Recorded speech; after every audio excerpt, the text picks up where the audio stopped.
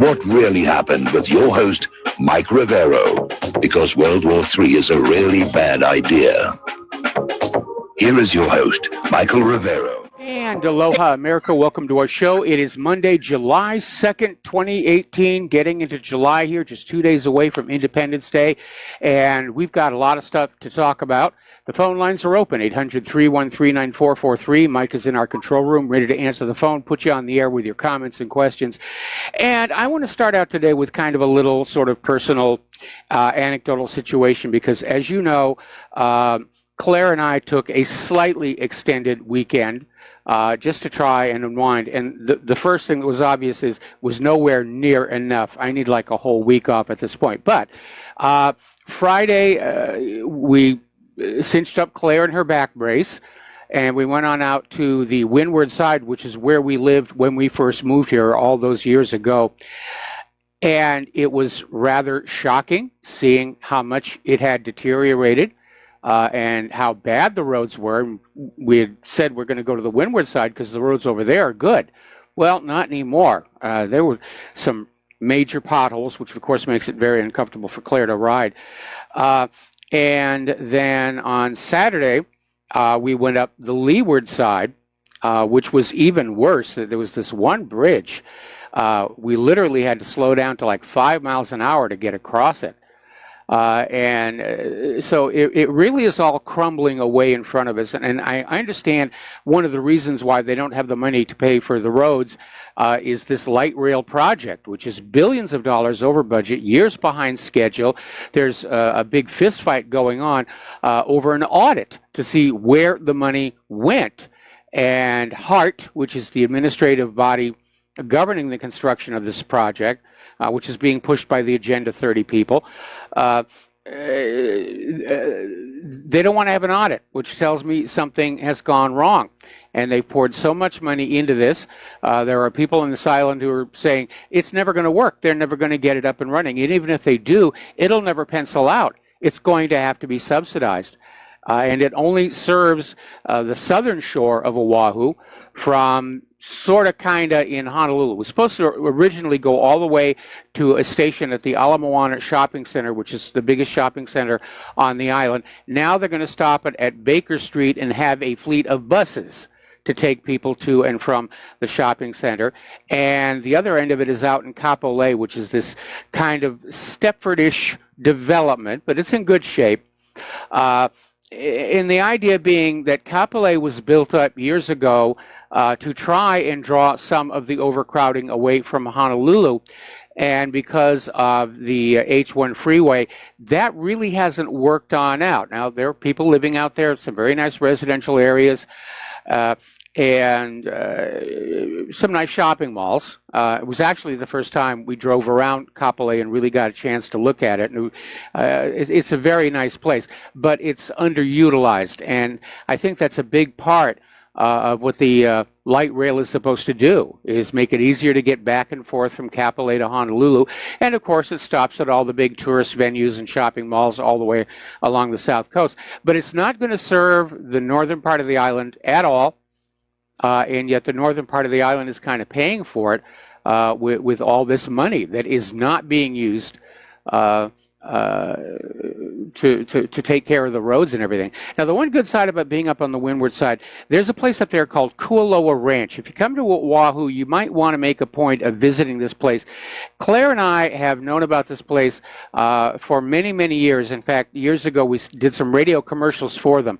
And they have been growing, and it's really become a very nice place. And you'll probably recognize it if you come take the movie tour, because a lot of the Jurassic Park movies were filmed there. There's a horse ranch. You can go horse riding. And we went up there specifically because our friend who's in the Honolulu Police Department said they had an organic local beef market. And so that made Claire very happy, and we went up there and we got some stuff to put in the freezer. So that was our weekend, and yesterday we just kind of collapsed. But it wasn't enough. I really do need an entire week off. Anyway, getting on into the news here. Judicial Watch has uncovered additional hidden Peter Strzok emails in the latest production of the Clinton Lynch tarmac meeting docs. And this latest email is suggesting that the decision not to fully investigate and not to prosecute Hillary Clinton was made all the way back in April 2016 before they'd really gotten into the investigation. They just got together and said, no, she's untouchable. We can't touch her. She'll bring the entire government down with her. And again, getting a huge stall. The FBI had originally informed Judicial Watch they couldn't locate any records related to the tarmac meeting. However, following a Freedom of Information Act lawsuit, the Justice Department said, oh, these documents over here. Of course, yeah. I mean, now that the judge has ordered it, you can have them. And so Judicial Watch is just doing yeoman's work, and they're doing a lot of good stuff over there. All right, we're going to do a shout out now to our honor affiliates who are just now rejoining the network. I'm going to get myself a swig of water. It's very dry here today, especially with the fog. So in an unrelated case, Judicial Watch has won another court victory. District Court Judge Reggie B. Walton has now ordered the Justice Department to begin producing records about Department of Justice communications involved with Fusion GPS, which was the organization that sort of data laundered the Christopher Steele dodgy dossier. And Judge Walton basically got very harsh on the Department of Justice. He rejected a DOJ request to begin producing documents 6 months from now. And he said, no, you do it now. If you're claiming you don't have enough of a staff to do this, then you hire more staff. And he repeatedly criticized the Justice Department during a hearing back on June 14th. So I think a lot of people, even within the government, they've really had enough of this song and dance and the stonewalling. And there's a bit of a faction fight, if you will, that is looming between the Department of Justice and the FBI and pretty much the rest of the government. And at some point, I expect we're going to see, hopefully, the administration and quite probably the Congress slap the Department of Justice and the FBI down real hard and say, hey, you work for the American people, and you don't have a right to keep this stuff from us. So there's still a bit of a fight going on there. And ranking Republican senators are now calling on the Department of Justice to appoint a second special counsel to investigate abuses by the FBI and Justice Department employees connected to their role in the investigation into President Trump. Well, I wouldn't trust anybody appointed by the Department of Justice. I think Congress ought to appoint its own special counsel. I don't know where the legal framework for that would be, but I'd get Larry Klayman up there. I would definitely get Larry Klayman up there. Something has to be done. And we can't go on with this idea of the Department of Justice investigating itself or the FBI investigating itself. We're going to get absolutely nowhere. So this is coming from Senate Judiciary Chairman Chuck Grassley. Senator Lindsey Graham finally did something good. Senator John Comen and Senator Tom Tillis. And they're joining with other congressional members to say it's time for a second special counsel to work alongside the Department of Justice Inspector General Michael Horowitz, who has been conducting, as you know, an investigation into the matter for more of a year. Now, Horowitz has released a few interesting things, but we know that his report was incomplete. The entire second appendix was removed from it, and he was under pressure to soften it down, and he did. It's a classic limited hangout. Yes, we committed these small infractions, but we're going to keep the really nasty stuff hidden from you, the American people, but the investigation is over. We've done our job. Democracy has prevailed, blah, blah, blah, blah, blah, blah, blah, blah, and they move on from there. Now, a little bit of disturbing news here. Former Trump lawyer Michael Cohen is hinting that he may turn on his former client to earn favor in the court of public opinion and with Robert Mueller, who's leading the ongoing investigation into ties between the Trump campaign and Russia. At least that seems to be the appearance from an interview that Cohen did on ABC, where Cohen said in response to George Stephanopoulos asking if he'd be loyal to Trump, Cohen said, "My wife, my daughter, and my son have my first loyalty and always will. I put family and country first." So he's implying it. He's not actually saying it. The question is, what can he say without violating attorney-client privilege? Because he could say something about Trump that Mueller would like, and in the process, he could destroy his own career. Because if you have a lawyer who violates attorney-client privilege, nobody's going to hire him ever again. That's going to be it. Now, as you know, Donald Trump is getting ready to pick a new Supreme Court justice, and Justice Kennedy steps down end of this month. He's retiring from the bench. He's still going to be involved in the court in an undefined senior capacity. Still wants to go to the building, but he wants off the bench. And apparently Trump's administration has started with a list of 25 potential picks. Now, apparently, they're down to just 2. And over in the Senate, I mean, they're obviously very concerned that Trump is going to pick, first of all, somebody very young who will be on the Supreme Court for decades, and somebody who's going to be even more conservative than Kennedy, who every once in a while would switch over to the liberal side. And apparently the big issue is Roe versus Wade. And the Democrats, of course, like to campaign on that, you know, the women's right to choose. And so there may be a fight brewing in the Senate where Senator Collins has already stepped up and pledged to oppose any nominee who does not promise to uphold Roe versus Wade. So there may be a little bit of a fist fight over there in the Senate. All right, now, let's get into the war zones. A lot of stuff going on.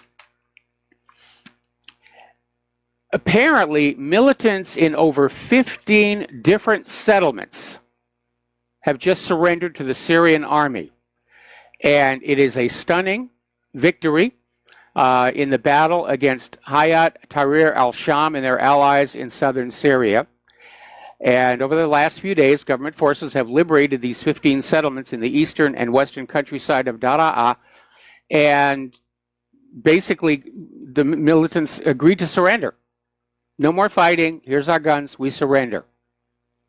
And it's looking more and more like Daraa is on the verge of being liberated.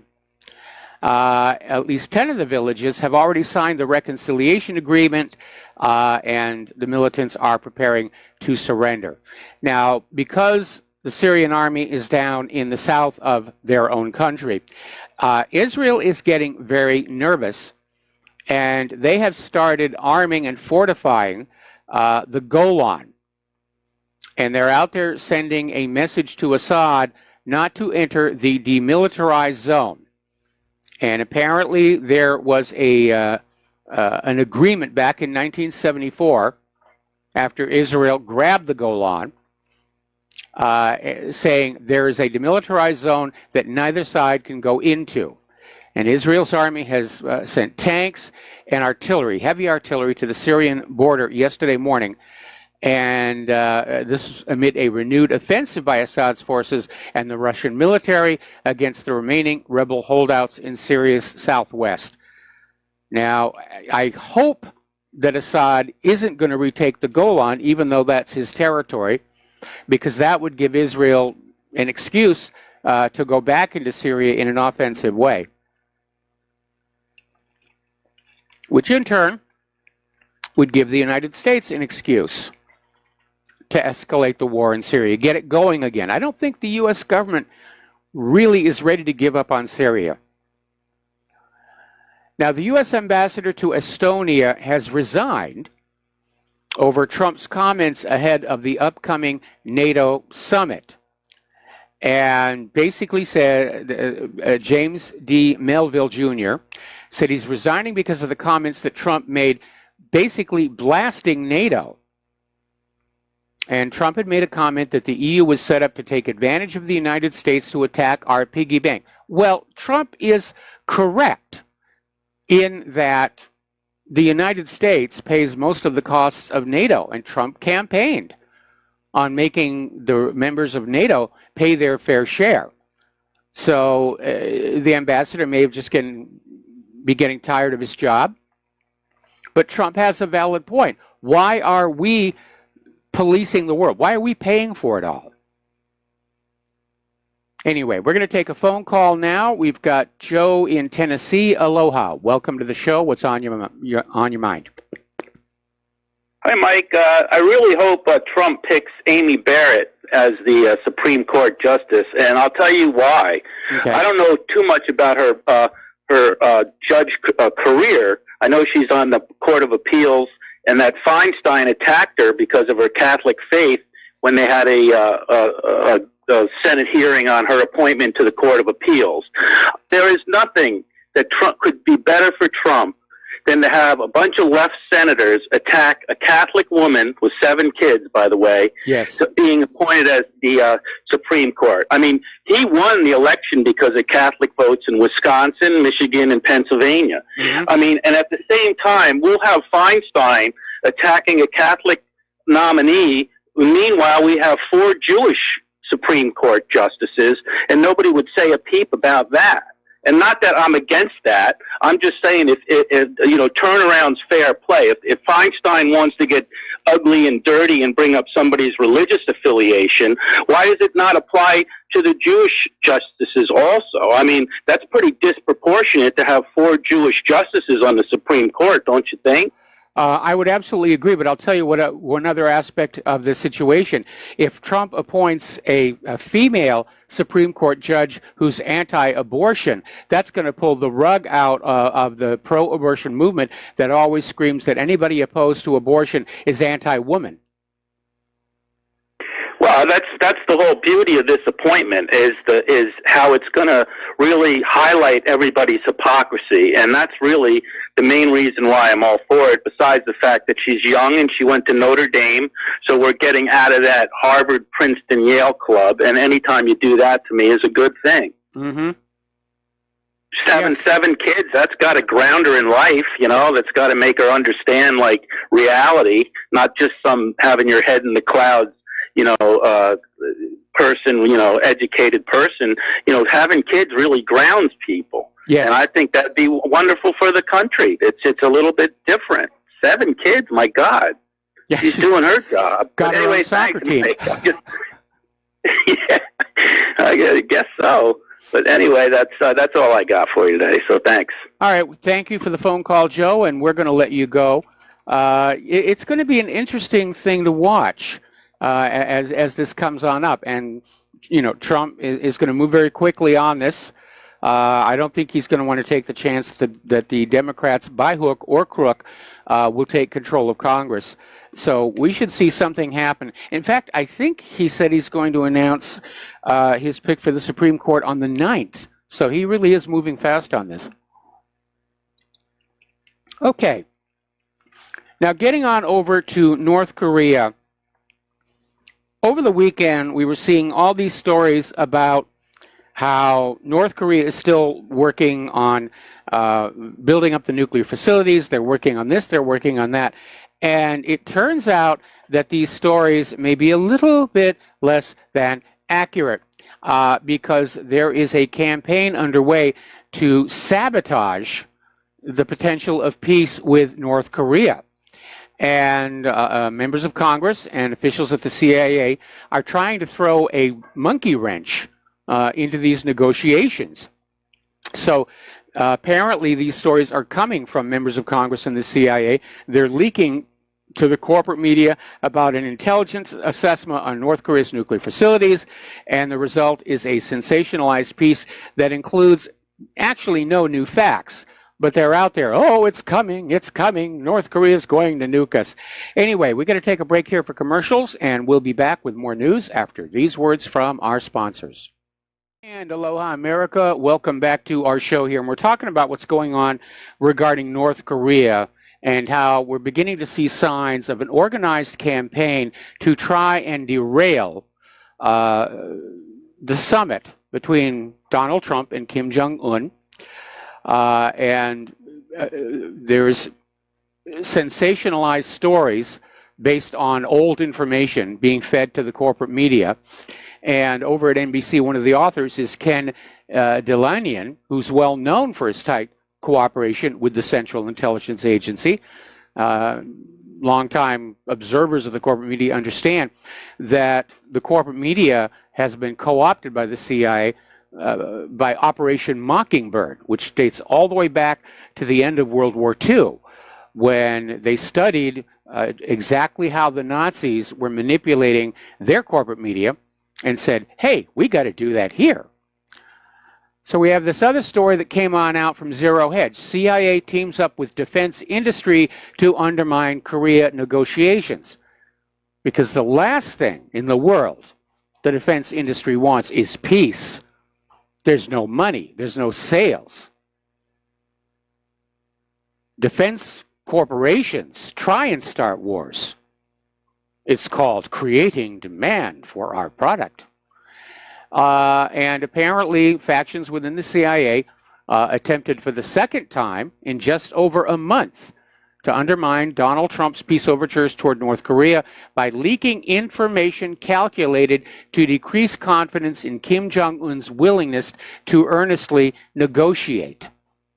And again, they were using NBC to do this. So a lot of the stuff that we saw coming on out about North Korea still building that, North Korea is still upgrading their nuclear facilities, is propaganda. It's propaganda. Now, North Korea is appealing to China for economic assistance, and it has reopened a radio channel with the South. And this is a maritime communications channel. They reopened it about a week ago. So now vessels of the two countries can communicate with each other and make sure they're not going to like run into each other. This is a major gesture. I think Kim Jong-un is seriously thinking that his best path forward is reunification with the South. So they're normalizing maritime communications. That's a very good sign. They're allowing people in the North to visit family members in the South from whom they've been separated since the start of the Korean War. These are all very, very good things. Now, John Bolton is out there saying that he believes the bulk of North Korea's weapons programs could be dismantled within a year. And North Korea and the U.S. have resumed the working level talks. Now, there's a little hitch in there because John Bolton, when he was on CBS's Face the Nation, he keeps throwing the ballistic missile programs in, which was not the issue going into the talks. It was the nuclear weapons. But Bolton wants to push for the ballistic missiles. And I think North Korea may balk at that because without long-range ballistic missiles with conventional warheads, North Korea doesn't have a deterrent to being attacked by, well, just for example, the United States of America. Getting on down to Israel, the bloodshed along the Gaza border is continuing. And apparently there was a young boy, Yasser Abu al-Najah, and he and a few friends took cover from the Israeli snipers behind a waste container well away from the front lines of the protest in the Gaza Strip. And he made the mistake of peeking his head out from behind the bin, and one of those expanding bullets hit him right in the head. He was 11 years old. And his killing on Friday made him the 16th Palestinian child to be shot dead by Israeli forces since the launch on March 30th of the Great March of Return protest, calling for the rights of refugees and their descendants to return to the homes and farms they were violently expelled from in 1948. 11-year-old kid. And an IDF sniper shot him from a protected location from hundreds of yards away with one of those expanding butterfly bullets. And Israel wants you to think they're the ones under threat. They're afraid of a couple of kites and balloons. Therefore, one of the world's mightiest militaries, including nuclear weapons, has a right to go on in and just start gunning down little kids. They don't really. You know it. I know it. They're behaving as beasts. Let's just call it what it is. These are war crimes. All right, we're going to take another break here for commercials, and we'll be right back after these few words. And aloha, America. Welcome back to our show here. We're talking about what's going on down in Israel and Palestine. And over in the West Bank, one of the illegal settlers set up an outpost on private Palestinian agricultural land. Now, the settlers took control of approximately 20 dunams of land, and I don't know the conversion to acres, but it's a big chunk of land, in the town of Bani Na'im, near Hebron. He's been there a couple of weeks with a tent and a herd of sheep, and Palestinians are protesting his being there because, A, he's an illegal settler, B, it's not his land. But they can't do anything about it because the settler is being protected by an Israeli military force. So they're just taking whatever they want. That's what Israel's idea of Middle East peace is. I want peace over there and a peace over there, and we're going to have a piece of that one over there. Now, in the village of Khan al-Amar, Israel occupation forces are basically getting ready to expel the population of the village and then tear it all down. According to Israeli human rights group Bet Salam, said that Israeli occupation personnel basically walked through the town among the residents' homes in what appeared to be preparations for a planned demolition. Of course, it set off the children crying and everything. The town is notable for having what's called an ecological school that was built entirely out of tires, and that also is slated for demolition, and for some reason they also counted the flocks of sheep. All right, let's take another phone call here. Dustin in New Jersey. Aloha, Dustin. Welcome to the show. What's on your mind? Hey, Mike. I keep going back to Trump. The CIA and the military-industrial complex is undermining North Korea. Well, he put in the new CIA director. It's just mind-boggling to me. It's like everybody in Washington, D.C., they're all so corrupt, he can't find somebody who's going to do the job he wants to get done. He needs to start bringing in some outsiders, people from outside the Beltway. Yeah, like way outside the Beltway, because, I mean, it just boggles my mind. Everybody, he put in John Bolton. The guy's undermining it. Like, why the hell would you keep this guy there if he's undermining you? So something else is going on apparently that here. was a favor. That was a favor to Sheldon Adelson, who was one of Trump's largest backers in the election. I mean, when you go into that Oval Office, that has to be the most uncomfortable chair in the world, because every time you sit in it, you are reminded of all the favors that you owe all the people who put you in that chair. Yeah, well, that also includes the Make America Great Again crowd.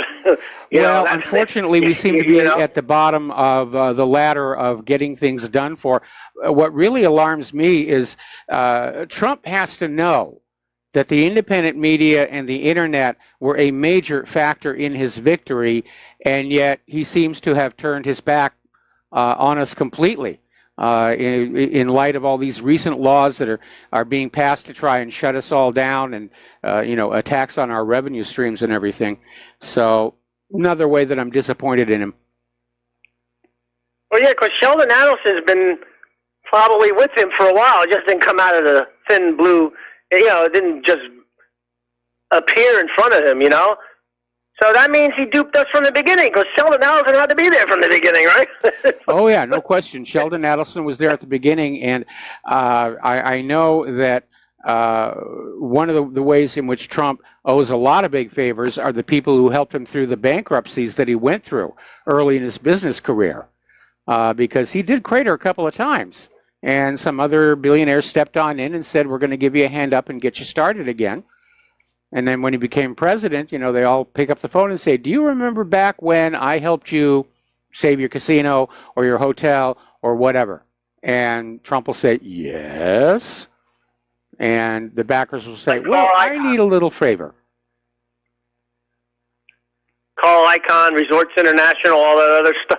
Oh, yeah, I mean, like, hey, Mike, did you hear anything about, the White House denied this about Trump maybe pulling the military out of Germany. Did you hear about anything on that? I've been hearing that Trump is saying he wants to start pulling some of our military out of some places where they're not really doing anything other than sitting around polishing their bullets. And how far he'll get with that over the objections of NATO and the Pentagon remains to be seen. But we're dealing with an unpleasant reality here in that we don't have enough people to fight all these wars that are being fought. I mean, if Bernie Sanders is to be believed, the U.S. is militarily engaged in 76 countries around the world, most of which we don't even know about. And at some point, they're going to have to start some very careful planning on relocating some of these military forces from areas where they're not actually needed at the moment to places where they're doing whatever it is they're doing in these other countries. Yeah, I wonder how many countries Rome was in the British Empire, if anybody knows that, at that particular time, I mean, that was a big reason that Rome came down. I mean, they were having to garrison their entire empire. When they lost the 3 legions up in Germany, they literally did not have enough troops to police their empire. And the outer provinces started breaking away. And Mike, real quick, I just switch gears on CNBC. I don't agree with them like 99% of the time, but did you see the new article says, corporations buying their own stock back is the only thing keeping the stock market up, and that tells you, you've been saying it all along. It's like a big Ponzi scheme. I mean, they're telling you it. Yeah. Basically, corporations are buying their stock back because if their stock is out and there's a crash, there'll be a panic.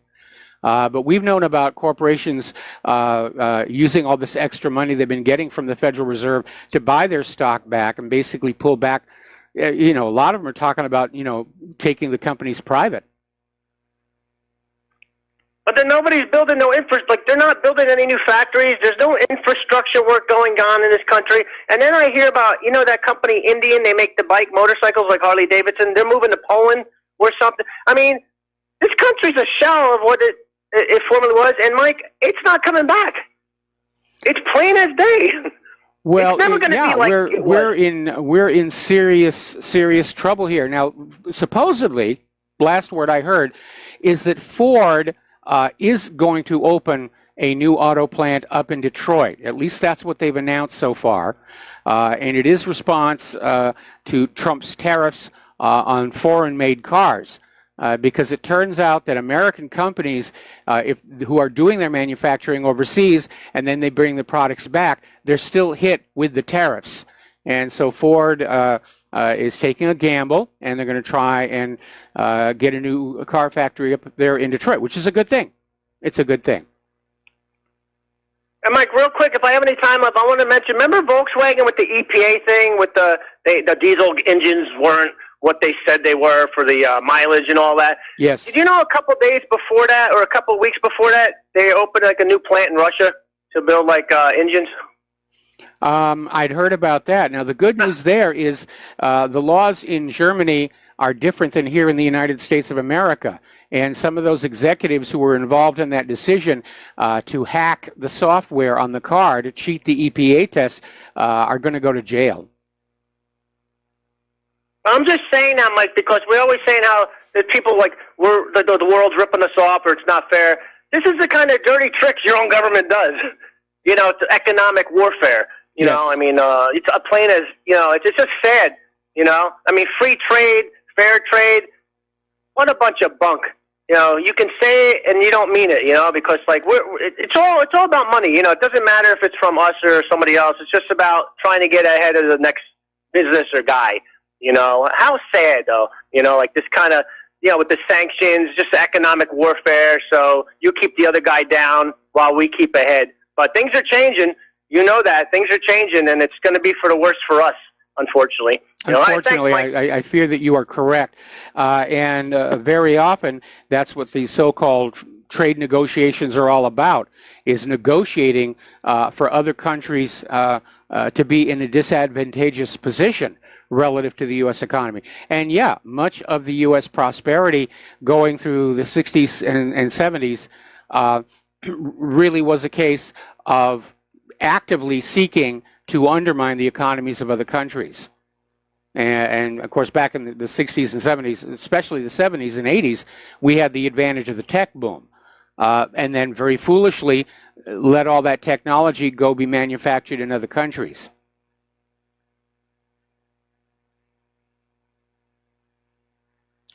Are you there, Dustin? Okay, we seem to have lost Dustin. All right, so, oh, he hung up. Well, how dare he? The crust, the nerve. Okay, getting on back to Israel, Netanyahu has ordered the approval of the second and third reading of the Jewish state bill before the end of the Knesset's summer session. Now, the bill was approved at its first reading, 64 in favor, 50 against, and basically it is a bill that will make it national law in Israel that they are a state for the Jewish people. In other words, they're codifying into law an apartheid state. And I can understand why so many people voted against it. There's going to be a lot of condemnation around the world.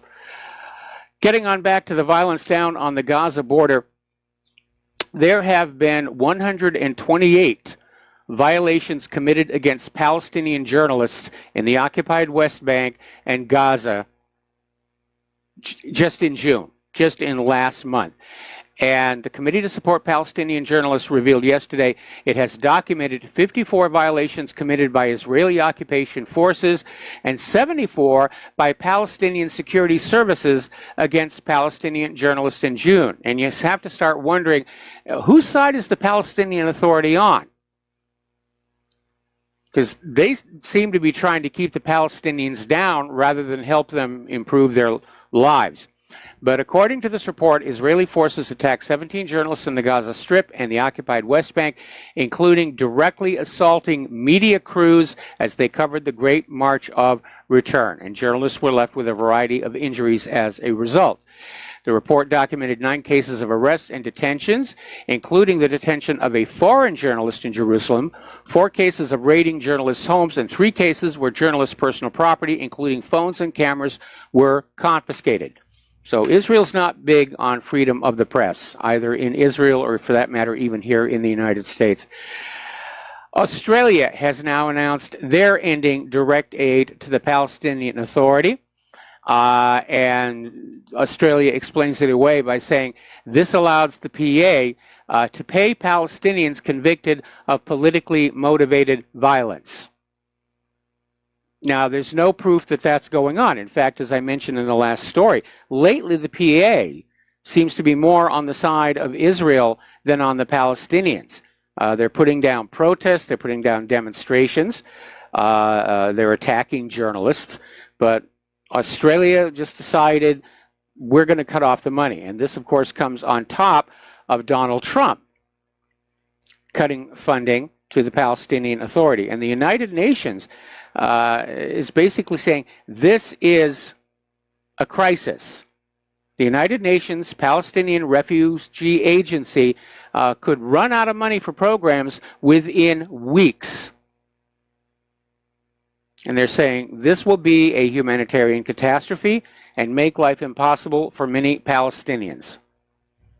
So this is something I definitely do not agree with Donald Trump about doing. Europcar has divested from the Israel occupation. They're this European car rental giant, and it shut down its Israeli franchisees' branches in the occupied Palestinian territory. This is coming from the American Friends Service Committee. And apparently, after becoming a franchisee of Europcar, Israeli company Albar terminated its businesses in the occupied West Bank, and AFSC announced Europcar thus joins other multinationals that have ended operations in illegal Israeli settlements. So more and more people are getting on with BDS. Over in India, their defense council has approved the purchase of the S-400 air defense missile system from Russia, despite arm twisting from Washington, D.C. The U.S. government wanted India to buy THAAD.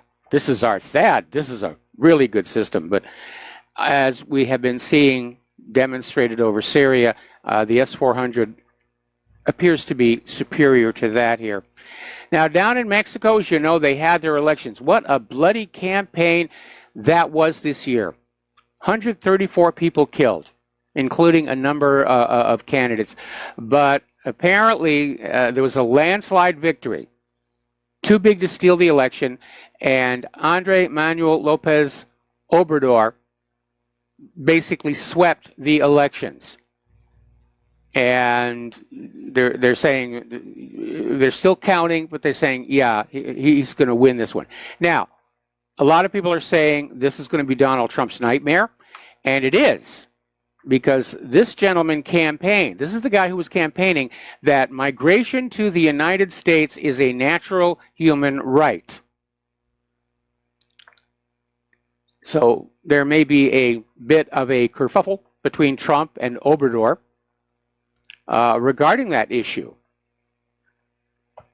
because Mexico is in serious trouble. One of the reasons Obrador won is the Mexican people are very angry over corruption, violence, the out-of-control drug trade, which has led to more violence. And Obrador is out there saying, well, we can't fix the problems. We're just going to open up the gates and let you go to the United States of America. So we're going to have, there's going to be an issue at that border. There will be an issue at that border. Now, as you know, we're coming up on this summit between Putin and Trump, and a lot of people are not happy about that at all. More after these words from our sponsors. And aloha, America. Welcome back to our show here. So we're talking about the upcoming summit between Donald Trump and Vladimir Putin. And there are a lot of people who are not happy about it.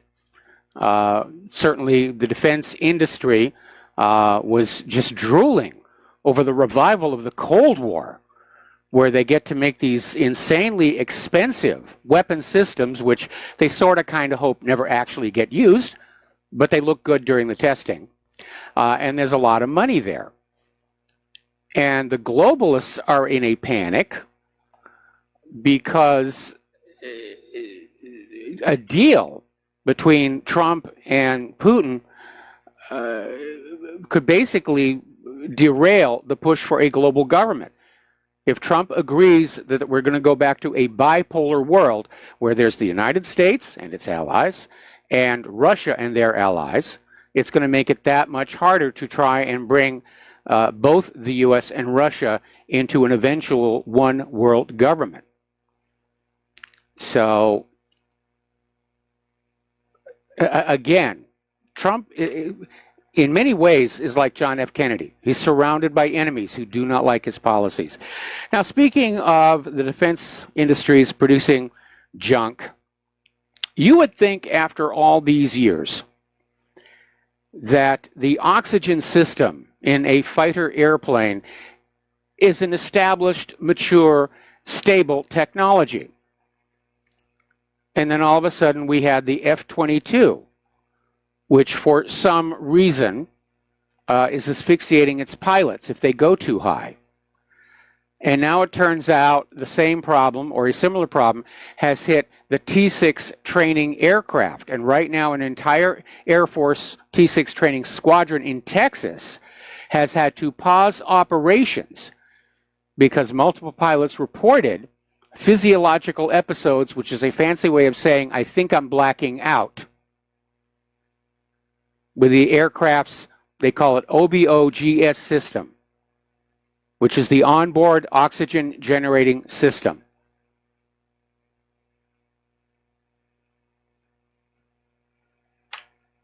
Okay.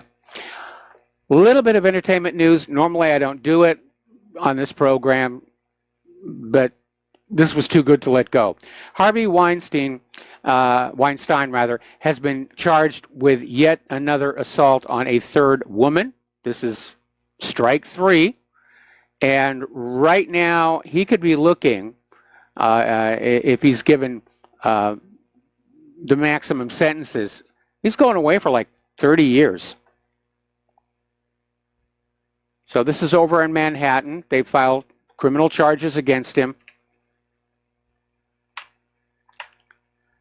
And I know it's a complex issue. And I got to see a lot of it when I was working in the entertainment industry. But it's nothing new for rich, powerful producers to exploit their position.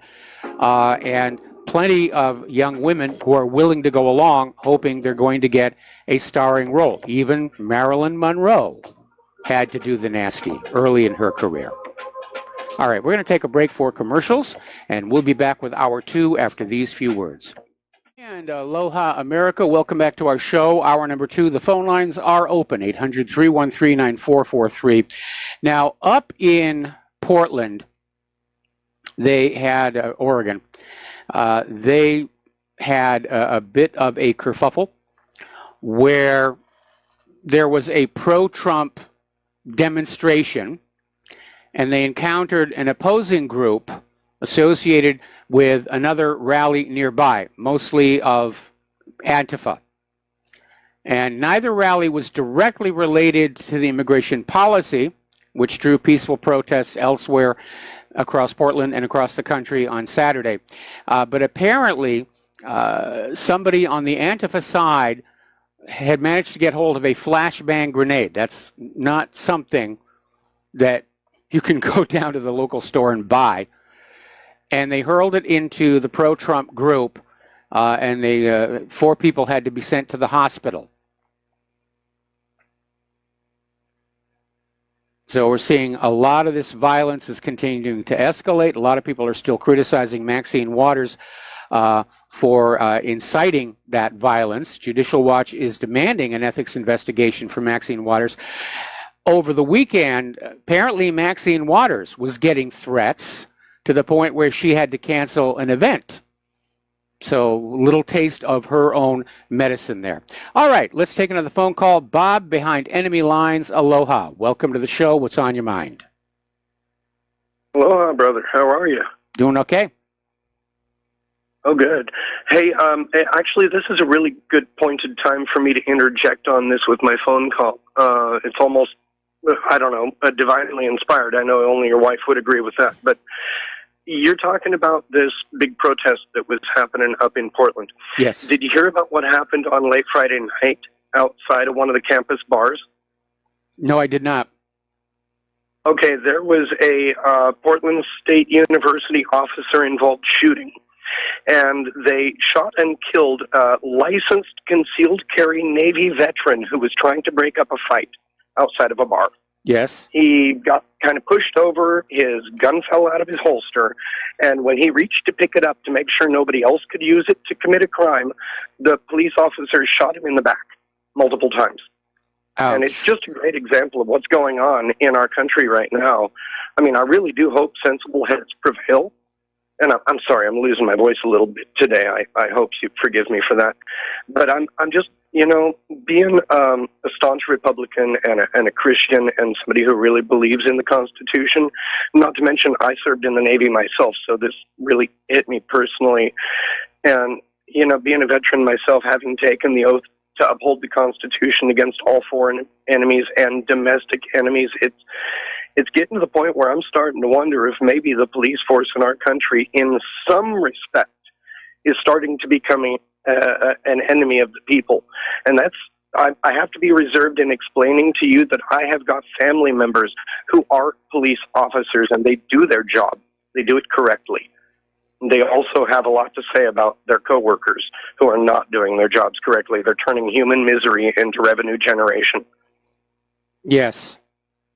Yeah, there's a lot of that going on. Claire and I are very lucky here in Oahu. This Israelification of the police has not reached out here yet. And the police out here are very nice. It will. Very polite. It'll get there. It's a cancer. It's a cancer. It'll get there. Well, we've had one unfortunate incident, and this happened, I think, about 2 years ago. We have very strict laws regarding marine mammals. And if you're going to come out here and visit, it's one of the things you need to be aware of. You're not allowed to approach and touch a marine mammal. The fines are just astronomical. Now, if you're swimming and they come up to you, that's a different story. But the state literally does have people watching the beaches and watching the oceans to make sure that the mammals are not being harassed. So anyway, on Waikiki Beach, and this was about 2 years ago, there was a dolphin who had been injured and was just lying on the beach and wasn't going to make it. And one of our traditional indigenous Hawaiians knelt next to it to pray for it. And there was this police officer who came on up and said, back away from the mammal, back away from the mammal. And apparently this indigenous Hawaiian didn't move fast enough because the cop shot him. But that's the only ugly incident we've had here in Hawaii. And like I said, we've got a neighbor who's HPD, who's just a wonderful person. And we're very lucky that these problems haven't come out here yet. On the force. Most of them are good people. Like I said, I've got family on the force. Most of them are good people. Hey, if I don't mind changing the subject just a minute, I hope you don't either. I need to ask you as a follow-up to something that I called in about, I guess about a week ago. Yeah. I gave you a possible video platform replacement for YouTube when you and Claire were on Friday before last. Did you look into Real Video? Yeah, I'm looking into it. I mean, that's the one that Natural News has started. Exactly. Yeah, and I am going to be looking at moving all of my videos from YouTube over to Real Video. I need to see if they have a streaming service. I really haven't had the time to get into it yet, but if they have a streaming service, I'm definitely going to... They do. They do. All right. Well, I certainly do have a live streaming service. Do I get the opportunity to actually pat myself on the back that I led? Well, don't dislocate your shoulder, but go ahead. I'm trying my best to be a Rivero Ranger here, and really your best interest is in my mind because you're keeping my mind well informed. Well, thank you very much. And I'm going to get to that Real Video. I did some work here in the office over the weekend. Those of you on the camera can see it's a lot neater and nicer over here. But I am going to look at that because I do need, I get all kinds of complaints about noise on the YouTube feed, and I do need to look at fixing that. Well, I'm glad I was able to help. Look, when you clean up the studio, just do me one favor and put that gecko back up on the wall. I miss that little guy. Well, that's up to the gecko. It's not like I've got him trained or anything like that. But they do show up every once in a while. And it's now little gecko season. So we have to be very careful when we walk around that we don't accidentally step on what we call micro gecks. Oh, boy. You know, I never even thought of that part. I'm sitting out here in California, like I said, surrounded by the liberal stink. We don't have any geckos here. I'm kind of almost jealous. Hey, anyway, I'm going to get out of your hair today. I'm really glad that I was able to give you some good info on the Real Video. And just in case I don't call in, maybe you can spit a blurb in one of your shows here. I listen to them all the time. So if you just spit out something telling me how well it worked out, I'd like to know. I'd like to at least know what I suggested is going to do something useful for you. Well, I will look at it probably on the coming weekend.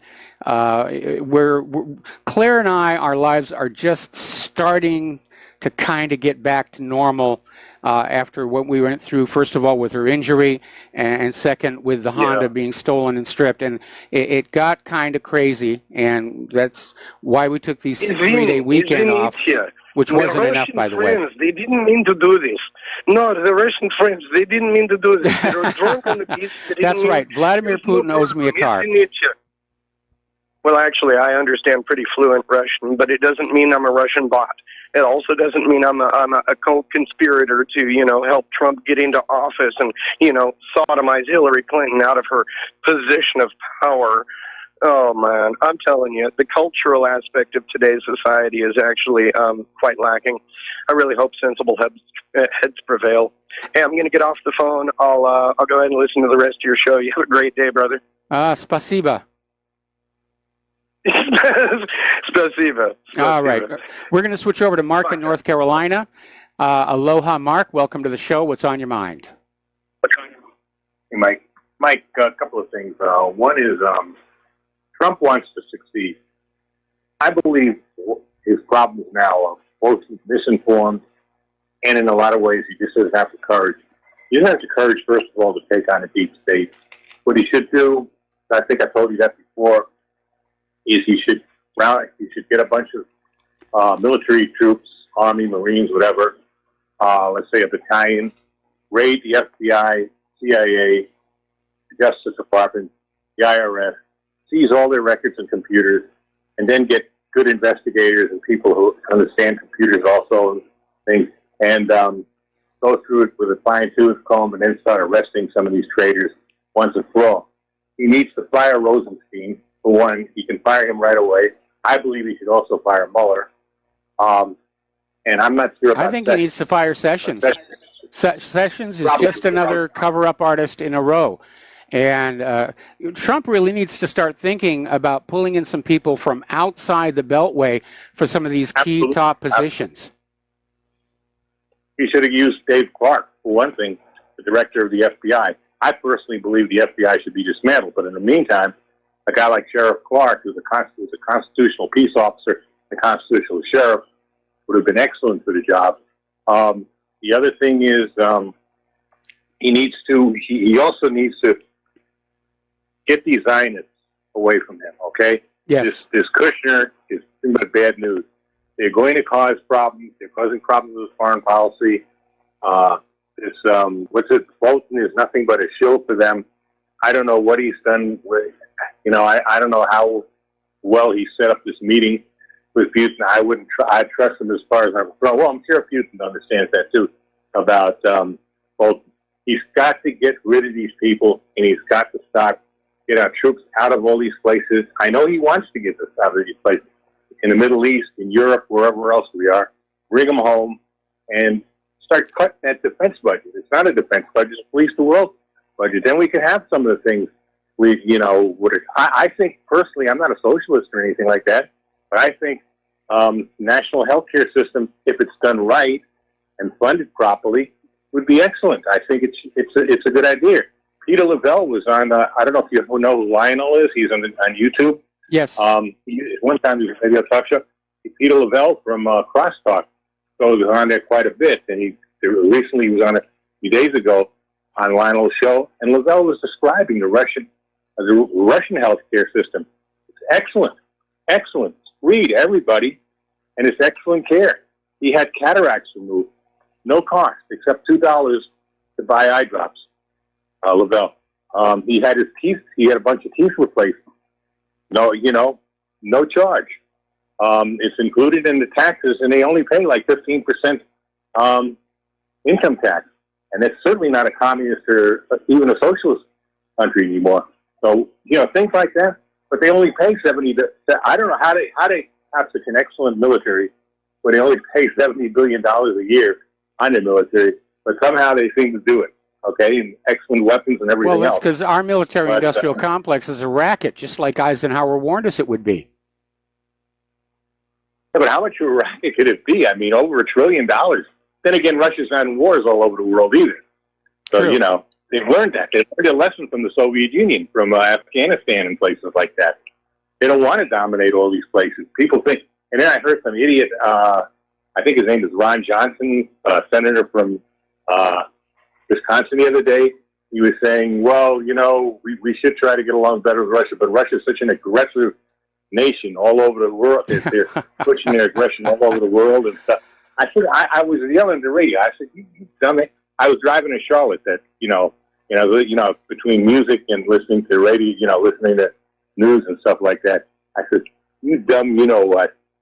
I mean, do you really believe what you're saying? I mean, if Putin wanted to, he could have taken the whole Ukraine probably in a 24 or 48 hours. He didn't take Crimea. Crimea wanted to become part of Russia. He didn't even take the eastern Ukraine. I think he should have done, personally. My own opinion, I was Putin at that time. The East would have been part of Russia. But, you know, he tries to be as moderate as possible, you know, he's as restrained as possible. Yes. And this clown says, you know, says that. So, I mean, this is what Trump's got to understand. He's got to get rid of these neocons. He's got to get rid of these globalists, and he's got to crack down on the defense, not only defense, more important, the intelligence establishment. He's got to crack down. That FBI's got to go. There's no reason to have this thing. He certainly should defang them and defuse them. The same thing with the CIA. These people are more and more arrogant, dangerous, unconstitutional. There's nothing in the Constitution calling for all these federal police agencies. Just the opposite. That's what Trump's got to understand. And then he'll be successful. Otherwise, they'll bring him down. They will bring him down. If he keeps it up, if he keeps letting them get away with what they're getting away with, they'll either get us, you know, engaged in some kind of a war somewhere, maybe with Iran, or they'll just sabotage him some other way. Maybe bring the economy down purposely, which I suspect they're trying to do already. I disagree on that one. I think their problem is they can't hold it together. You think so? I don't know. Because the economy seems to be going pretty good now. If you look at some of these economic shows and stuff like that, I can't really say. I don't know whether jobs are better paying today or more jobs available or what. They say there are. You probably know that better than me. Yes. But I do think whatever good he's doing in the economy, I personally think the deep state wants to bring it down. They want this guy out. They hate populism. They're scared to death of what's going on in Europe. That's another thing, too. U.S. and Russia would cooperate. First of all, you would take criminals like Erdogan and Netanyahu, and they would put them in line. They would say, look, you're not going to be doing this stuff. You know, you're going to, they'd set parameters for what these guys would do. And they'd listen because the two superpowers get together and tell them, hey, enough is enough.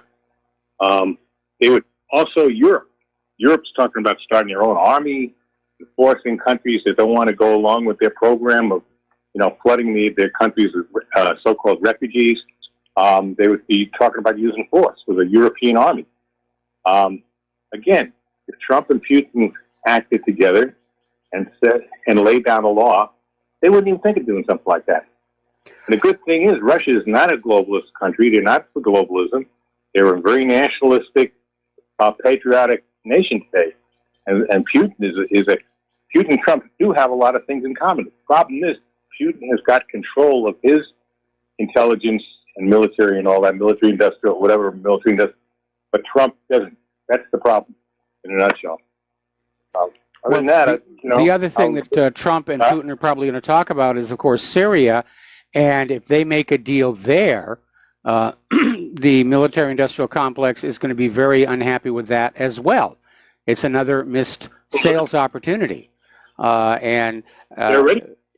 Say again? I'm saying they're already starting trouble with the Korean deal.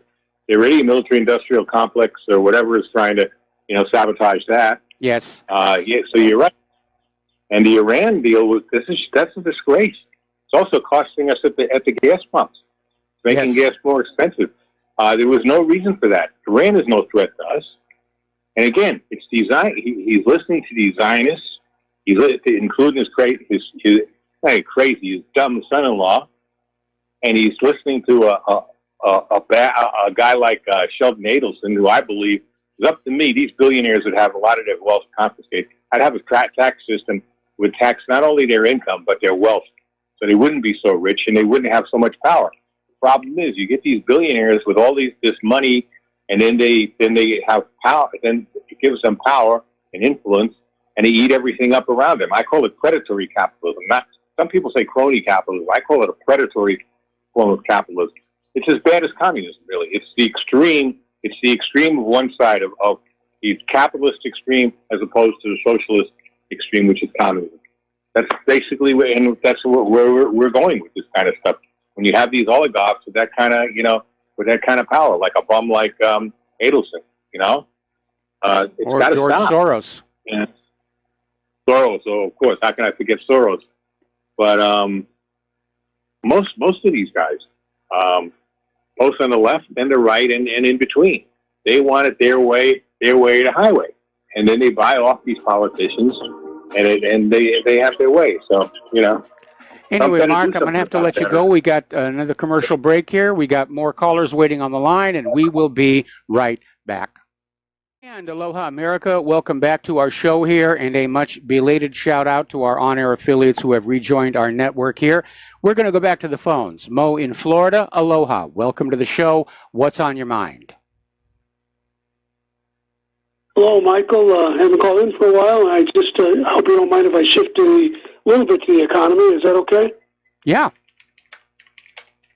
Yeah, I know it's not new news, but it just sometimes the little things just grab you. I've got 3 bank accounts and a brokerage account. Not much left in them anymore these days, but I had my wife make a deposit of about $300 to Wells Fargo a couple weeks ago, and they wouldn't take the cash deposit. I just couldn't believe it. And the reason they gave was, because it could be drug money.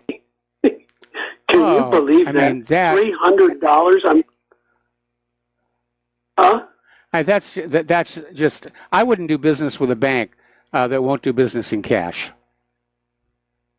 Well, they're all doing it now. I've got PNC, I've got them, Wells Fargo, I've got, another bank, and they're all, in other words, if I deposit it myself, because it counts in my name, it's fine. But my wife can't deposit $300 cash into my account because it could be drug money. They're worried about this. They're worried about this cash thing and a run on the banks, right? Well, I know that's the ultimate goal of the cashless society, is to protect the banks from their depositors in the event of an economic downturn. Yeah, can you imagine? They're not going to take a $300 deposit because it could be drug money. I mean, that's the exit. They say, we just have rules, sir. I mean, this is somebody. I can't deposit $300 in your account. I want to give it to Mike Rivero. I want to put it in your account. I can't do it. Because I'm not the account holder. Are you kidding me? Cash, government money. This is so in your face. Sometimes things are so silly and obvious that it just goes by everybody. Am I right about that? Yeah, I mean, to me, that's utterly absurd. First of all, they're basing a decision on something that might be, now if they had some kind of a scanner and scanned the cash and it tested positive, that might be another issue. Of course, in our current druggy society, most random bills have traces of drugs on them right now. But the idea that they're going to say, we're not going to let you make a deposit to the account because it might be drug money, I mean, that's return to Code Napoleon. You're presumed guilty until you can prove that you're innocent. Yeah. I can't deposit 10 $1 bills in your account, in a Wells Fargo account, Chase, Manhattan, everything else. I can't deposit 10 $1 bills in my name into your account, cash, because I'm not the account holder. They're just, Mike, they're just trying to. They're really worried about a run on the banks and cash. They're trying to get rid of cash and take us to a cashless society. That's why I see it. Anyways, I won't take up any more of your time. I love the show, and you do have the smartest viewers. I'm not counting me, but everybody else. Thanks. All right. Well, thanks an awful lot. We're going to let you go. The phone lines are open right now. I mean, that is really getting very heavy-handed. And again, my problem with the cashless society is the potential for surveillance, obviously. Not the government's business. If I stop on the way home from work and get a jelly donut, I don't want them to know. I'm a very private guy. Then we keep hearing about all these cyber criminals that are out there breaking into bank accounts and stealing money. A lot of people can be justified in wanting to keep some of it at home where it's going to be safer. And again, and I have witnessed this myself several times in recent months, these systems will shut down. Claire and I went through the Wendy's near her church about a month ago. Big sign up front, cash only. Machines are down. I've seen it happen twice at the local Safeway. I don't want to be dependent on these electronic systems because they are becoming unreliable. Now, this is the part of the show where we talk about the economic news, and the tariff wars are escalating. Europe is now threatening the United States with new tariffs worth $300 billion with a B as this trade war continues to escalate. Now, one of the things we've been talking about on the show is the student loan problem, where students are being lured into college with promises of high-paying jobs. Support for students in college has dried up. Nowhere near as many scholarships available, and the costs of college have soared way out of proportion with the rate of inflation. It's very expensive to go to college, and so they have to get these student loans. Now, we're going to take another break here for commercials, and when we come on back, some new realities regarding this college issue. And aloha, America. Welcome back to our show here, and we're talking about the student loan problem. And the problem is that these kids are coming out of college. They have college degrees. The jobs are not there. A lot of people with college degrees are working in occupations that have nothing to do with their college degree. And the colleges are churning them out like assembly line to the point where there's actually a glut. And as a result, college graduates are not doing all that well between the student loan and the unavailability of jobs for which they're really qualified that would be high paying. But there's a new phenomenon. So many people are going to college and getting college degrees. There is now a shortage of what would be called the vocational working class, people who know how to fix engines, lay pipes, do electrical wiring. And oddly enough, they're starting to make more money than college graduates because they're in demand. And they don't have the student loans to be paying off. So they're actually coming out in a better situation. All right, let's take some phone calls. Chris in Las Vegas, aloha. Welcome to the show. What's on your mind? Chris, are you there? I am, Houston. Oh, there you are. I am here. Sorry about that. Thank you very much for having me. You had just mentioned about the contamination of the information pool related to some of the other things you were just speaking of, and I'd run across the same thing. It appears that some of the fallout from the Obama administration, and who knows, maybe before, has resultantly placed me on the terrorist watch list without any foundation or basis whatsoever.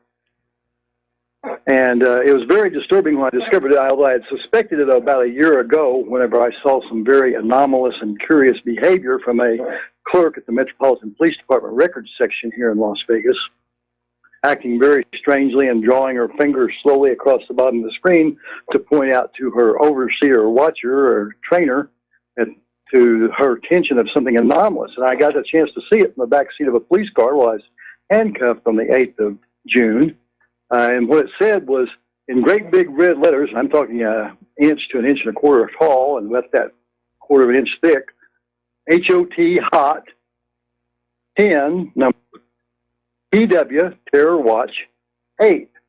And I've sort of extrapolated from what I've seen written in a lot of the different pleadings and informations and so-called beliefs that they put out, that apparently the 10 must be relating to me being a violent, presumed threat to law enforcement, or maybe to officials, allegedly.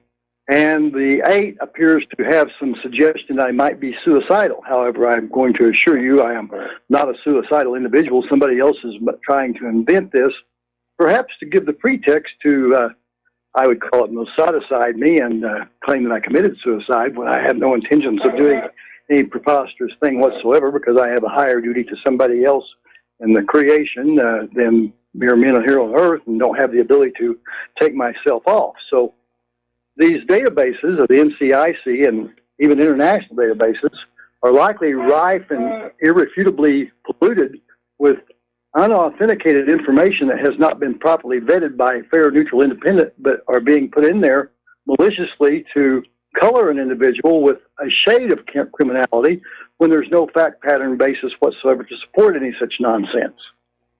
Well, it's no secret that the terror watch list, 90% of the people on it shouldn't be on it. But you know, it's funded. There's money flowing, and in order to keep the money flowing, they keep putting people on there. And it's just a matter of, you know, looking like you're busy saving the world from terrorism. And as I understand it, sadly, there is no mechanism to remove yourself from the terror watch list once you're on it. There should be. Yes, there should. In fact, the FOIA request, apparently the agencies do not have to honor an individual request to inquire into the reasons why they may have, you know, strictly found them listed as such a terrorist on these databases. Although if you can relate yourself to a news agency or something, then you may be able to look at First Amendment violations and freedom of speech and free press, and based upon that agency that you may work with, even as a casual, sometimes submitter of story content, you might bring a case under their auspices and be able to project a FOIA request, Freedom of Information Act, through the Department of Justice or maybe the FBI in some cases. I've found a very close association here to the so-called Southern Nevada Joint Terrorism Task Force, which is an assimilation of federal and state powers, which is a very dangerous concept in violation of the Pinkerton Act and the Brown Act. If those do a little due diligence to investigate those, bringing the federal nose underneath the state sovereignty tents to bring in their federal agents to work with locals is a very, very dangerous concept of freedom and liberty in my estimation. Mm-hmm. No, I agree. I absolutely agree. And some of the stories I've heard, people get put on that terrorist watch list just because they annoyed some TSA worker at the airport. There are no controls. It's just anybody gets a feeling, you go on that watch list. Well, I'm definitely there. One other thing I thought I'd address, you had mentioned you don't have a lot of corruption on Hawaii. Well, I've observed it here in Las Vegas, too. Generally what happens whenever you have a criminal case against government actions or agency actors that work under the scope of government authority, they generally put it under seal instantaneously or claim national security to hide the criminality from the people that are in the local areas. But I happen to know of a case over on Honolulu in particular. It was on the Honolulu News. I think your station is HNL 13, or I forget what the number is that follows it. But there's a case there called Puana, P-U-A-N-A, versus Kealoha. Mm-hmm. I'm not real good on that spelling, Kealoha, but that was Louis Kealoha, the former chief of the Hawaii PD, and his wife, Catherine Kealoha, who was the deputy district attorney there, violating the separation of powers doctrine by assimilating the executive with the judiciary. And so, or with the enforcement division. And of course, this is very dangerous. And this is exactly the same thing I've run over here in Las Vegas, where Steve Wolfson, the chief district attorney, was, of course, married to his wife, Jackie Wolfson Glass of the Wolfson and Glass law firm, who was serving as a specialty competency court so-called judge in their mental health program ruse, where I was violently attacked by one of their special agents they brought in for having the audacity of articulating a Supreme Court decision with extreme specificity in their court, and violently attacked by 6 thugs and spirited away to do 30 days in a Class 3 prize zone, which is called a mental health care facility up in Sparks, Nevada. And of course, 30 days later, I was let out because they deemed me to be very competent and knew it was a political ruse, basically to send me up there to get me out of their hair 400 miles away, so I couldn't defend myself. Well, it is a corrupt system, and I didn't say that we don't have corruption here in Hawaii. We have, unfortunately, probably as much as any place else. What I was saying to that other caller is we don't have the problem with the out-of-control violent police that you have on the mainland, but definitely there's a lot of corruption. We were talking about that light rail system and how a huge amount of money has vanished into it, and there's a big fight going on now over an audit. And there are these grassroots groups that are out there saying this is public money. We have a right to know where it's going. And HART, which is the organization that is supervising the project, is fighting tooth and nail not to allow the audit. So something's going on over there. And, you know, Hawaii's kind of interesting, especially Oahu, because it's a combination of big city corruption and small town mindset. And it can get a little awkward at times. This is one of the uncommon aspects that very few people observe clearly. I know you're sharp, so you probably noticed it. But usually what we find, these are public funds, but they're going for private purposes. And usually these private corporations that run the government try to give the illusion that it's for the public benefit, when really it's precisely benefiting special private interest, usually with somebody in their own family, if not their own direct private interest, is what I've found. Well, it could be, but it's very obvious right now to a lot of us here on Oahu that the light rail project has been badly mismanaged. They've had to go back and redo things that weren't well thought out at the beginning. They're having to completely replace all of the existing rail cars because the frames are cracking, just all kinds of stuff like that. They're having to redo the supports for the stations because the contracts for the supports for the station were let out before the plans for the stations were completed. And they just took a guess on how much this was all going to weigh. And of course, the final design for the station weighs a lot more. So they're having to go back and fix those again. It's just clearly mismanaged from beginning to end. And there are people in this island who are saying they don't think it's ever actually going to be finished. They don't think it's ever actually going to run. And even if it does run, that it'll have to be publicly subsidized. That sort of harkens back to the beginnings of the country when they had the Union Pacific Railroad that started out supposedly as a government-funded railroad project, went bankrupt, and then it was funded and purchased for cents on the dollar by private interest of large wallets. And we've been suffering from that ever since. And now they want to talk about the bullet or speed train. I think it'll be another government boondoggle, and we'll all suffer the consequences of having our money spent for it to enrich private interest. Thank you so much, Michael. I'll let myself go. Have a beautiful afternoon. Aloha. Aloha, nui nui. And we're going to switch over to Fred in Arkansas. Aloha, Fred. Welcome to the show. What's on your mind? Okay. Thank you very much, sir. I have a suggestion for you to generate revenue. And that is, I think you need a petition wall where people could start a petition at Republic Broadcasting at your website for like a $50 donation. Then what I think is people could either sign the petition, or if they liked it a whole lot, they could donate money towards the petition. And then when the donations got up to say like $200 or $250, you could print out the petition and put it in an envelope with a stamp and mail it to somebody important. Now that would give you, the broadcaster, you could talk maybe 10 or 15 minutes an hour about the petitions on the petition board and ask people to call in and say, what do you think about this petition? What do you think about that petition? And you might, this might be just, you know, what I'm saying is sort of like a GoFundMe, but it's a GoFundMe for a bunch of people who want to express right-wing political opinions. And you're the right location for that. I have no idea how to do. I can't program. I don't know HTML. But there's got to be somebody on your team who could convert your web pages to petition pages, and maybe the money would roll in then. What do you think?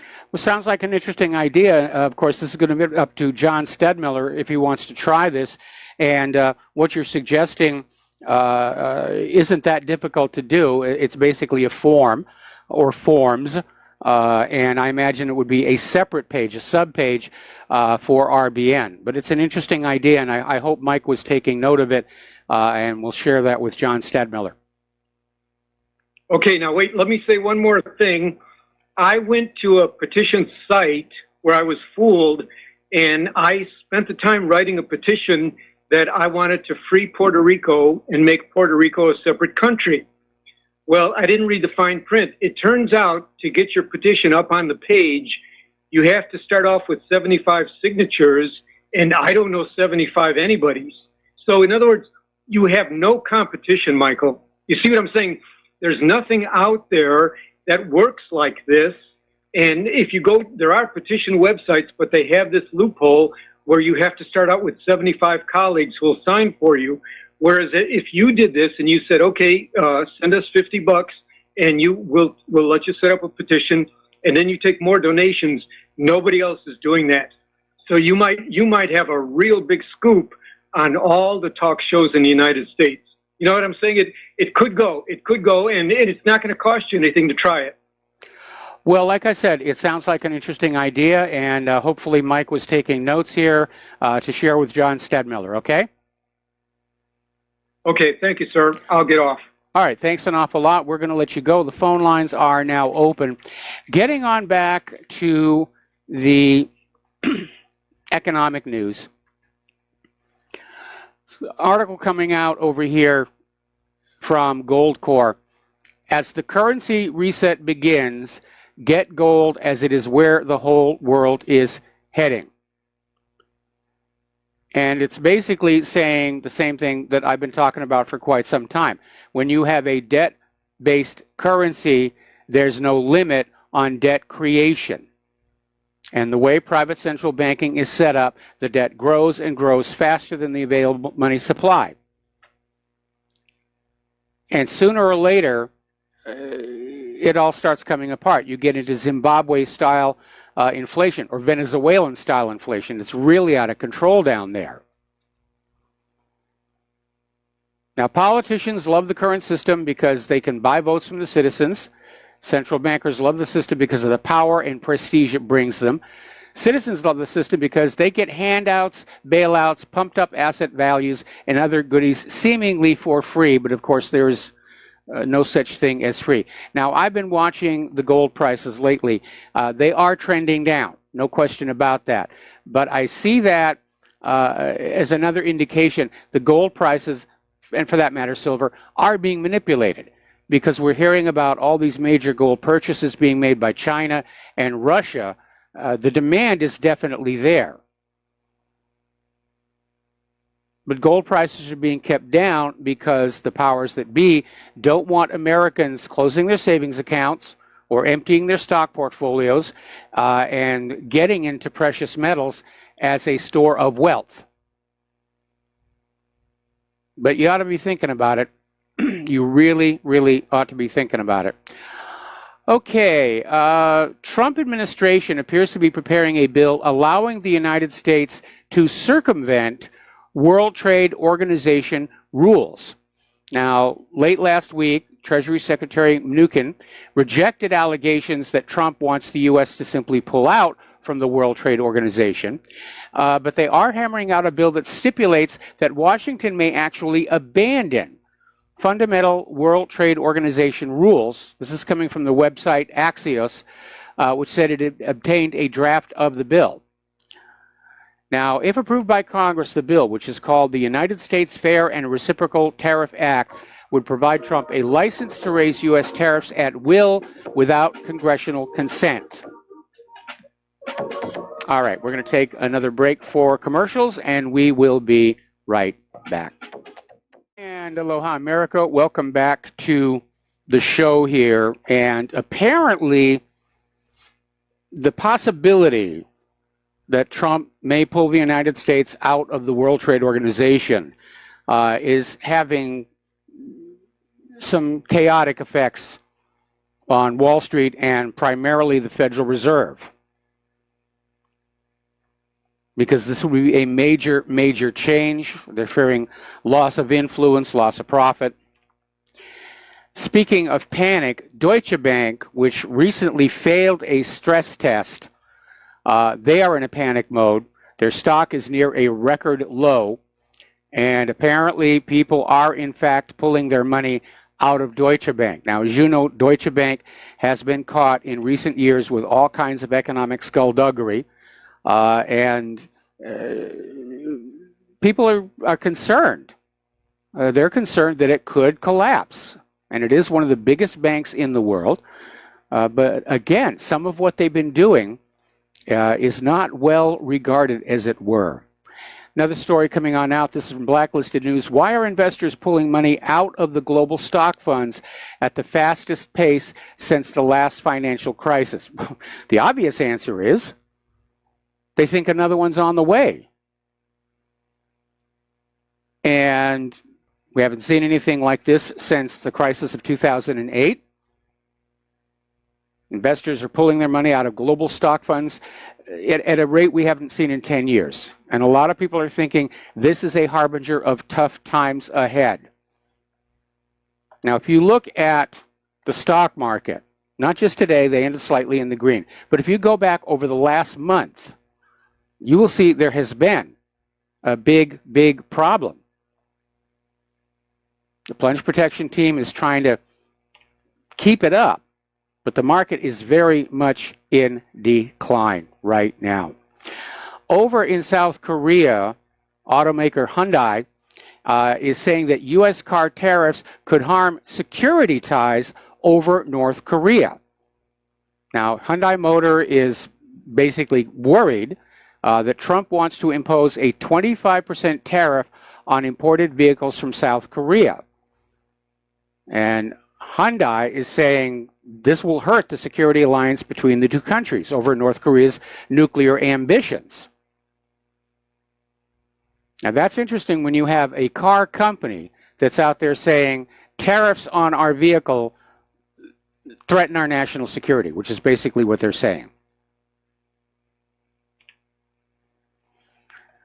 Now, Iran, as you know, likes to sell oil.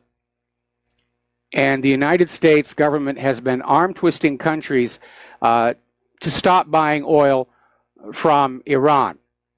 And China remains in the nuclear deal. They're going to be buying oil. They're not going to give in to U.S. demands.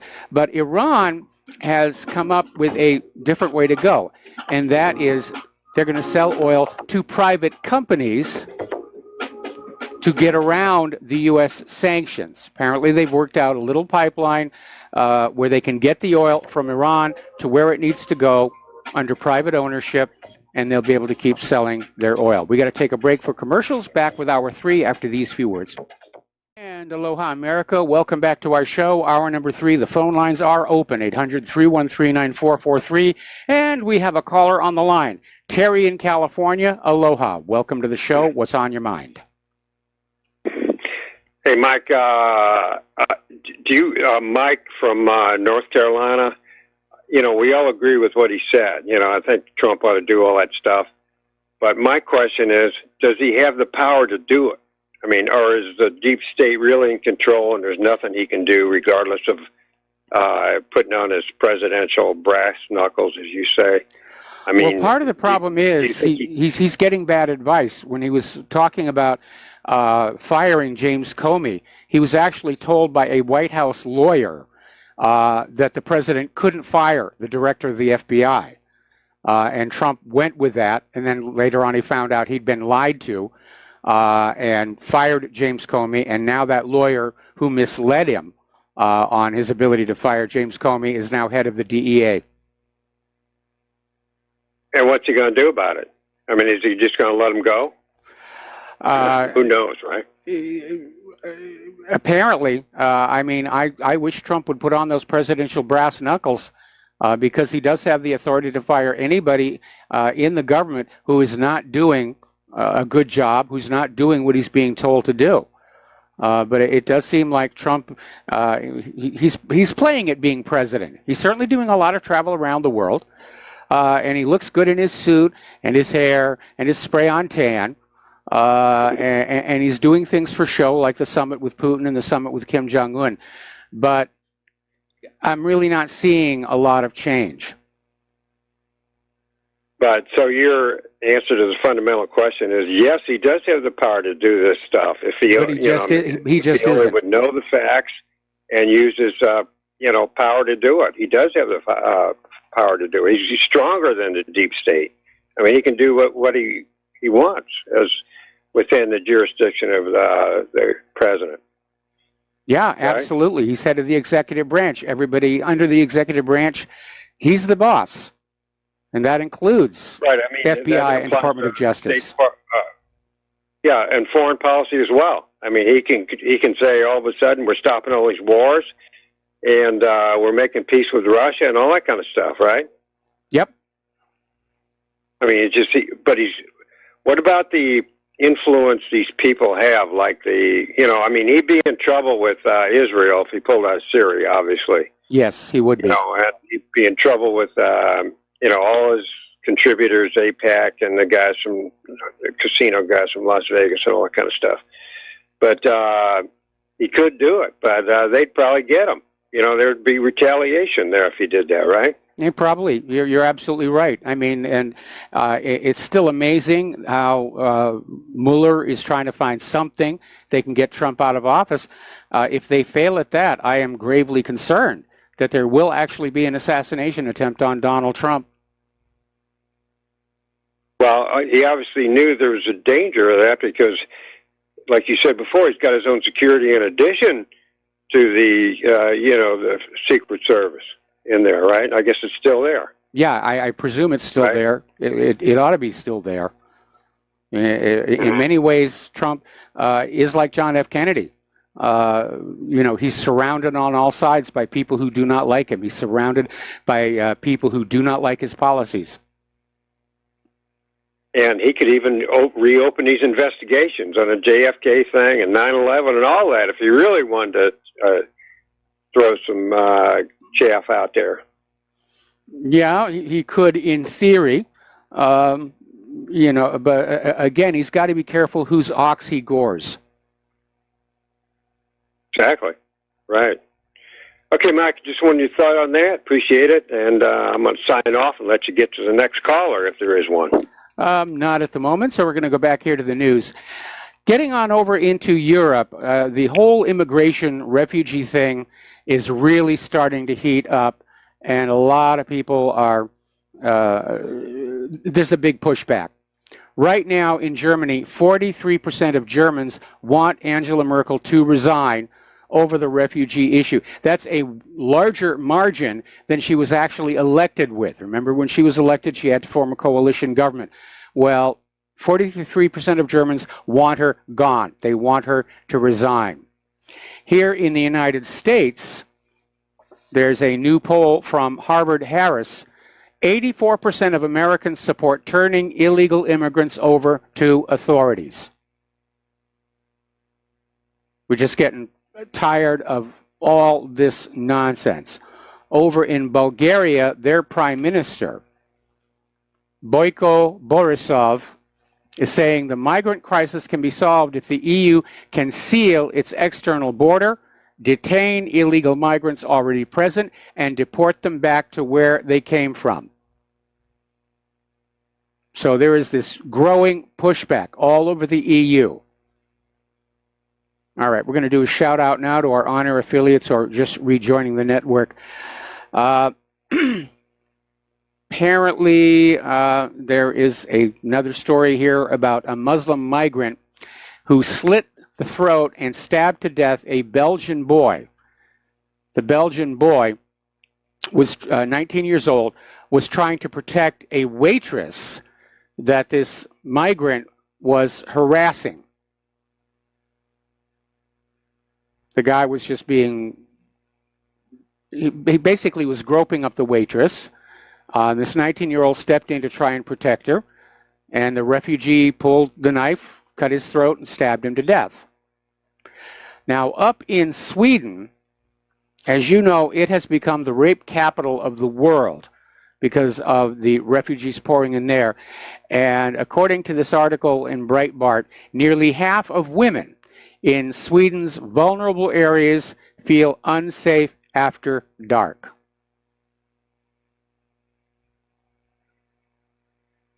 So that nice, relaxed European feel is now gone. They're just as urban paranoid as anywhere else in the country, and with good reason. Now, there's a new party forming in Sweden called Alternative for Sweden. I guess it's modeled on Alternative for Germany. And their platform is restoring the natural right of Swedish people to their country. And they're running on a platform of rounding up the refugees and sending them back home. They're saying it will take years to do. But their attitude is only the Swedish people have a natural and honorable right to this country. We are the host people and the indigenous people, and they are guests. But apparently they have been very rude guests, behaving improperly. Over in Croatia, a mob of 200 migrants attempted to storm the Croatian border, shouting Allah Akbar, and they fought with police who deployed tear gas against them. But behind them, according to the Croatian Interior Ministry, there are 60,000 migrants currently making their way through Greece, then Albania, Montenegro, Bosnia, and finally attempting to cross into Croatia.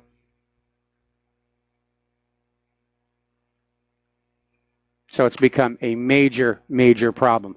Over in Colorado, as you probably know, they had some major wildfires, dozens of them, and it turned out they were all set by an illegal immigrant, 38,000 acres of land destroyed, along with a lot of homes. And he's looking at arson charges. After they deal with that, he's being turned over to the Immigration and Customs Enforcement.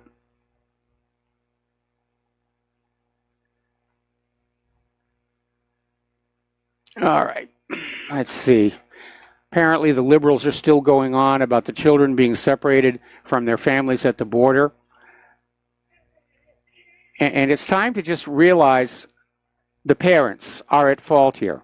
The parents committed a crime stepping over the border, and they are being detained. If you commit a crime in this country, you steal a car, you shoplift something, you rob a convenience store, you're going to be detained. You're going to be locked up. And no, they will not let you take your children with you. That's just the way it works. And this policy of separating the children from the parents for their safety goes all the way back to a law and a lawsuit under the Clinton administration. Clinton was separating children from the parents, nobody said anything. Obama was separating children from the parents, nobody said anything. It's only when the Democrats needed a distraction from Michael Horowitz's Inspector General report that all of a sudden it was a big issue. But as that poll I just talked about indicates, the Democrats are raising on a busted flush on the immigration issue because the American people have just had it. They've had it with the crime, the contagious diseases, the costs of it all. Now, the French ambassador has had a confidential note leaked that basically praises the Prime Minister of Hungary for trying to close the borders and says that Muslims in France and Germany are anti-Semitic.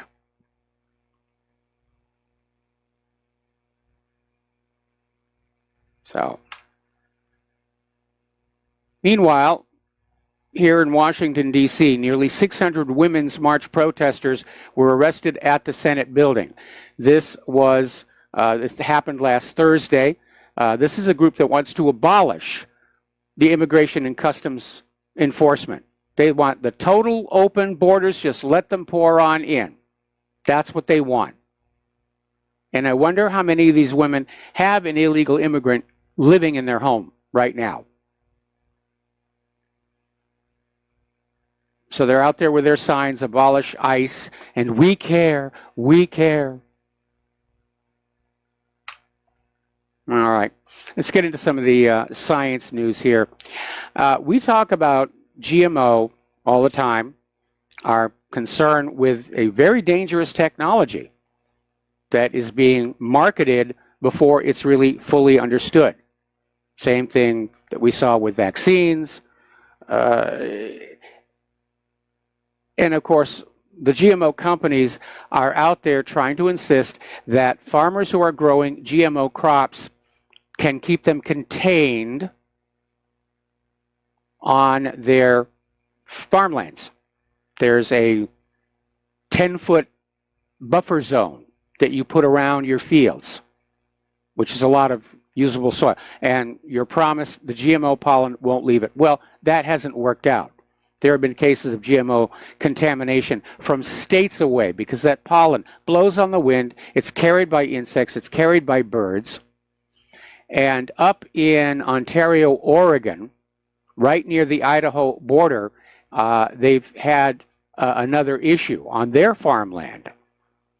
There is a GMO grass designed for golf courses, and it is apparently spreading rather rapidly and starting to intrude on farmlands.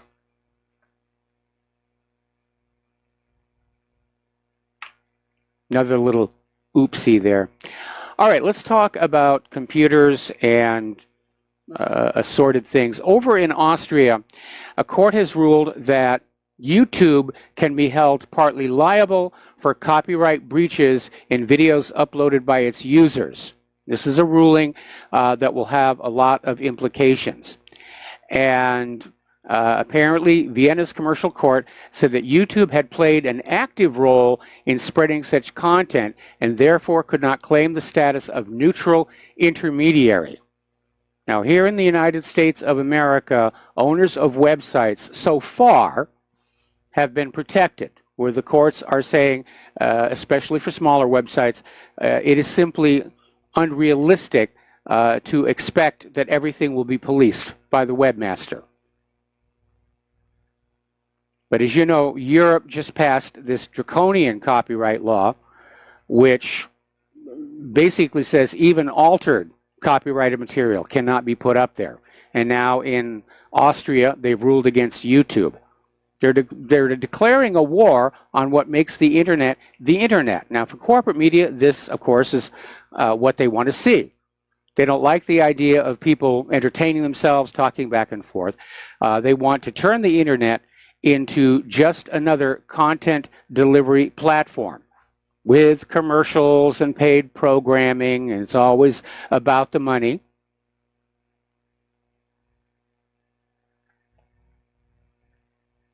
And that free and open internet that we remember from back in the 1980s and 1990s is rapidly going away. Now, as you probably know, home and business security is big business because of the crime. And over in Britain, in Leicestershire, there was this owner of a pub, and he contracted with a security firm called Swan, who put in a closed-circuit TV camera inside his bar. Now, the advantage of some of these new systems is you can monitor your place of business or your home from your smart device. In fact, I've got a friend who's got a property down on the Big Island that was being subjected to vandalism by some of the neighbor kids.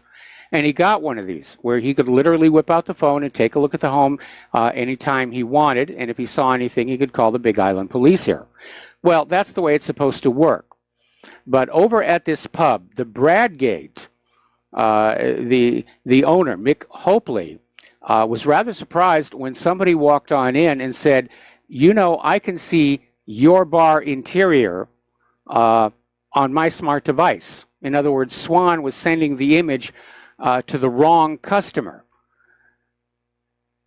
And the owner was understandably upset, saying that if this video is going someplace it's not to, we could have criminals who see where we, keep the money.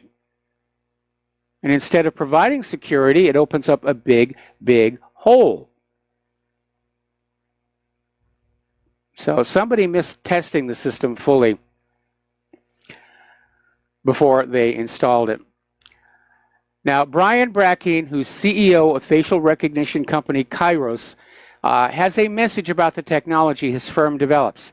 He's saying it is not yet ready for use by the police. It's too volatile. And in an editorial for TechCrunch, Brian basically explains that artificial intelligence algorithms that are powering facial recognition need massive amounts of data to function. And in his experience, these systems have not been given enough data on people to function properly. And he's saying if it is used in law enforcement, and it's already being used in law enforcement, that malfunction could mean wrongful identification of an innocent person. And this has been happening ever since facial recognition started coming on board. They started putting it in airports, looking for hijackers. I think one of the first tests was down at the Miami airport. And they got hundreds and hundreds of false positives and not one real confirmed hijacker. And I have a lot of respect for this CEO because he's taking responsibility, saying, no, it's not ready for prime time yet. We need a little more time. We need to get it to work. We need to make sure it'll work before it goes on out there, which is an attitude that we see less and less with products in this country that are sold at the stores before the kinks are out. I mean, look, every time Windows rolls out a new operating system, it comes out with thousands of known bugs that they'll get around to fixing somewhere down the road, okay? Now, this comes from the category of you shouldn't do this. Apparently, over in Middleton, Ohio, there has been a spike in home invasions where they're targeting people who on social media are displaying large sums of money. People, you can't do that. You can't do it. It made them instant targets. All right, we're going to take a break for commercials here, and we'll be back in just a few minutes. And aloha, America. Welcome back to the show here. We're talking about the subject of computers here. And for those of you watching on YouTube, this machine back here is the one that's running Windows 10. And one of the things I did over the weekend break was to start to really try and get into it and understand it. It is a major readjustment coming out of Windows 7, but I figure at some point Claire and I are going to have to make peace with it. But I really do not like it. All right, we got a caller on the line, Brendan in San Francisco. Aloha, welcome to the show. What's on your mind? Hey, Mike. Just checking in. Been listening every day. I'm trying to be more selective about calling in. Just wanted to make a recommendation to you and the audience. I don't know if you're aware that Dan Bongino, former Secret Service to the Clintons, has his own radio show now. Oh, it's a okay. 1-hour broadcast, and he's got some really deep, insightful stuff going on. He's been doing some forensic analysis of this Russiagate, and he does have some insight that I'm not hearing anywhere else. So I'm using him as a bookend to your show, and I'm always looking for other stuff. But SGT Report's been doing some good stuff, but I highly recommend Dan Bongino. I stumbled upon it by accident, and I just wanted to share that with you. The stuff that he's getting is just so behind the scenes, it's ridiculous. And I guess he still has contacts with the Secret Service. But his analysis is par excellence, man. I recommend it. Have a great show. Talk to you. All right, thanks an awful lot. Well, I'd like to get him on my show if that was at all possible. Okay, getting on back to the computers here. And once again, Facebook has been accused of leaking users' personal information via a quiz app over a period of at least 2 years. And this is almost looking like Cambridge Analytical. Facebook has been accused of leaking the personal info of their users through this quiz app. And the application is called nametests.com, and it's been running Facebook quizzes for years, but the application left the personal data of Facebook users who have used the app unprotected on its website, leaving the info vulnerable to third parties who may wish to steal it.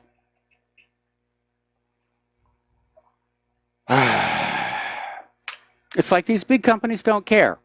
When they get too big, you know, so your data got stolen. We don't care. We don't have to. We're Facebook. Over at the National Security Agency, they have started to delete 685 million call records dating back to 2015, which the government got from telecommunication companies in connection with investigations. But as it turns out, apparently a lot of this material was not legal to obtain. So the NSA, which of course is dealing with a huge PR problem because of all the spying, is now going back on in and cleaning up the database. Part of it may be public relations. The other part of it is when you have that much data, how do you make sense of it? That's been the weakness in all this total information awareness right from the start. Is how do you derive anything meaningful from all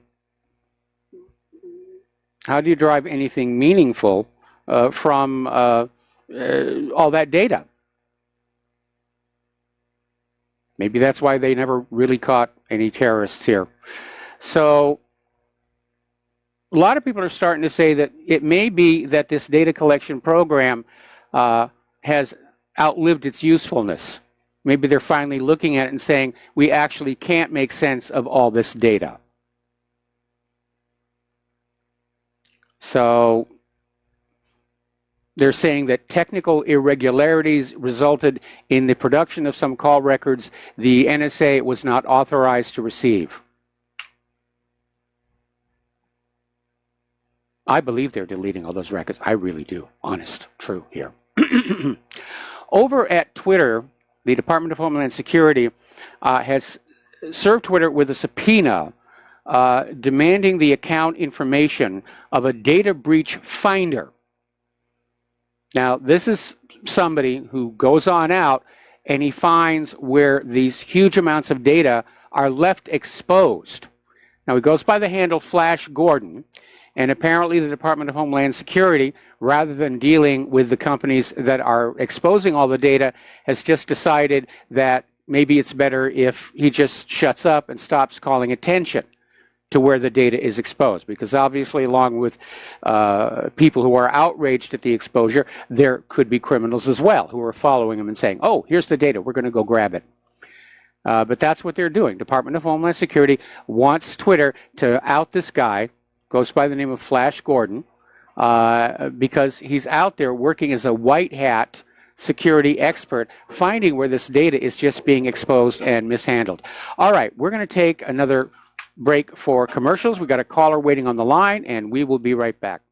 Aloha, America. Welcome back to our show. Let's go to the phone lines now to Rob in Illinois. Aloha, Rob. Welcome to the show. What's on your mind?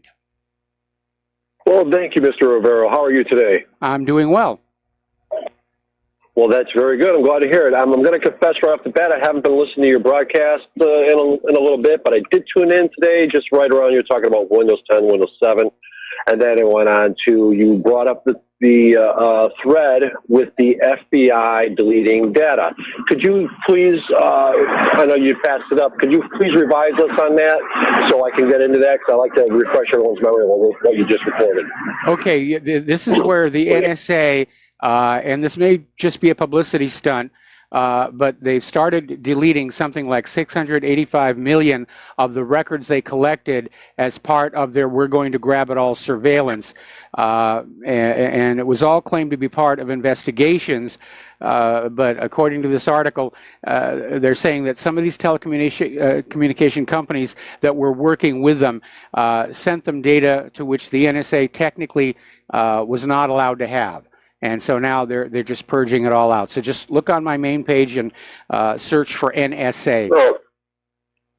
Well, technically, all the data that they're collecting should be technically illegal, but they're collecting it anyway, and they have been for many years. Yes. Now, there is specific dates. It's like 2012 through 2016, is it not? It's actually everything collected since 2015. 2015.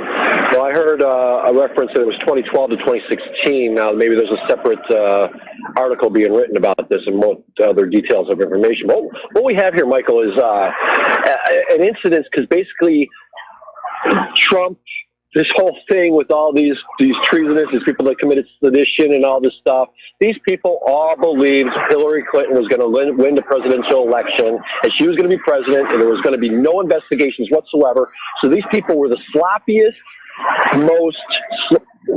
just sloppy. Yes. I don't know, I want to use other words, but just put it this way. These people were sloppy. They were using open BlackBerries. They were emailing. They were texting. They were making phone calls on all these phones and whatever. All this data is out there. You got Rod Rosenstein won't give up what they keep requesting of him for what, almost a year, nearly a year now. Yeah. So protecting this, they don't know what to do with it. So now they just got to they can't go through it all. They can't just pick out, because it's everywhere. It's been everywhere. There's been a predicament since the beginning, right? Yes. So they just got to dump it. So it's the FBI that's actually doing this. Now, but here's the key point. It's the NSA that has it all. The FBI can go and do whatever they want. They got 37,000 members of this FBI, and how many of those people were part of this big collusion, not to mention of other branches of government. But the NSA has it all. And the president and his forces, his white hats, are making sure they have it all. So let the FBI go and delete their little hearts out, because they have it all. That's the real story. This whole publicity about, we're going to do the right thing and delete it because it wasn't right to do. Come on, Mike, you know better. No, I do know better. And like I said, to me, it feels like a public relations stunt. Well, yeah, because they have to make up a cover story to why all of a sudden this information is missing, and then all of a sudden when they want certain things, well, what about this communication between this? Oh my gosh, we don't have it anymore. You know what? It must have been within that 685 million bits of information. We're sorry, but no, forget it. Forget sorry, because guess what?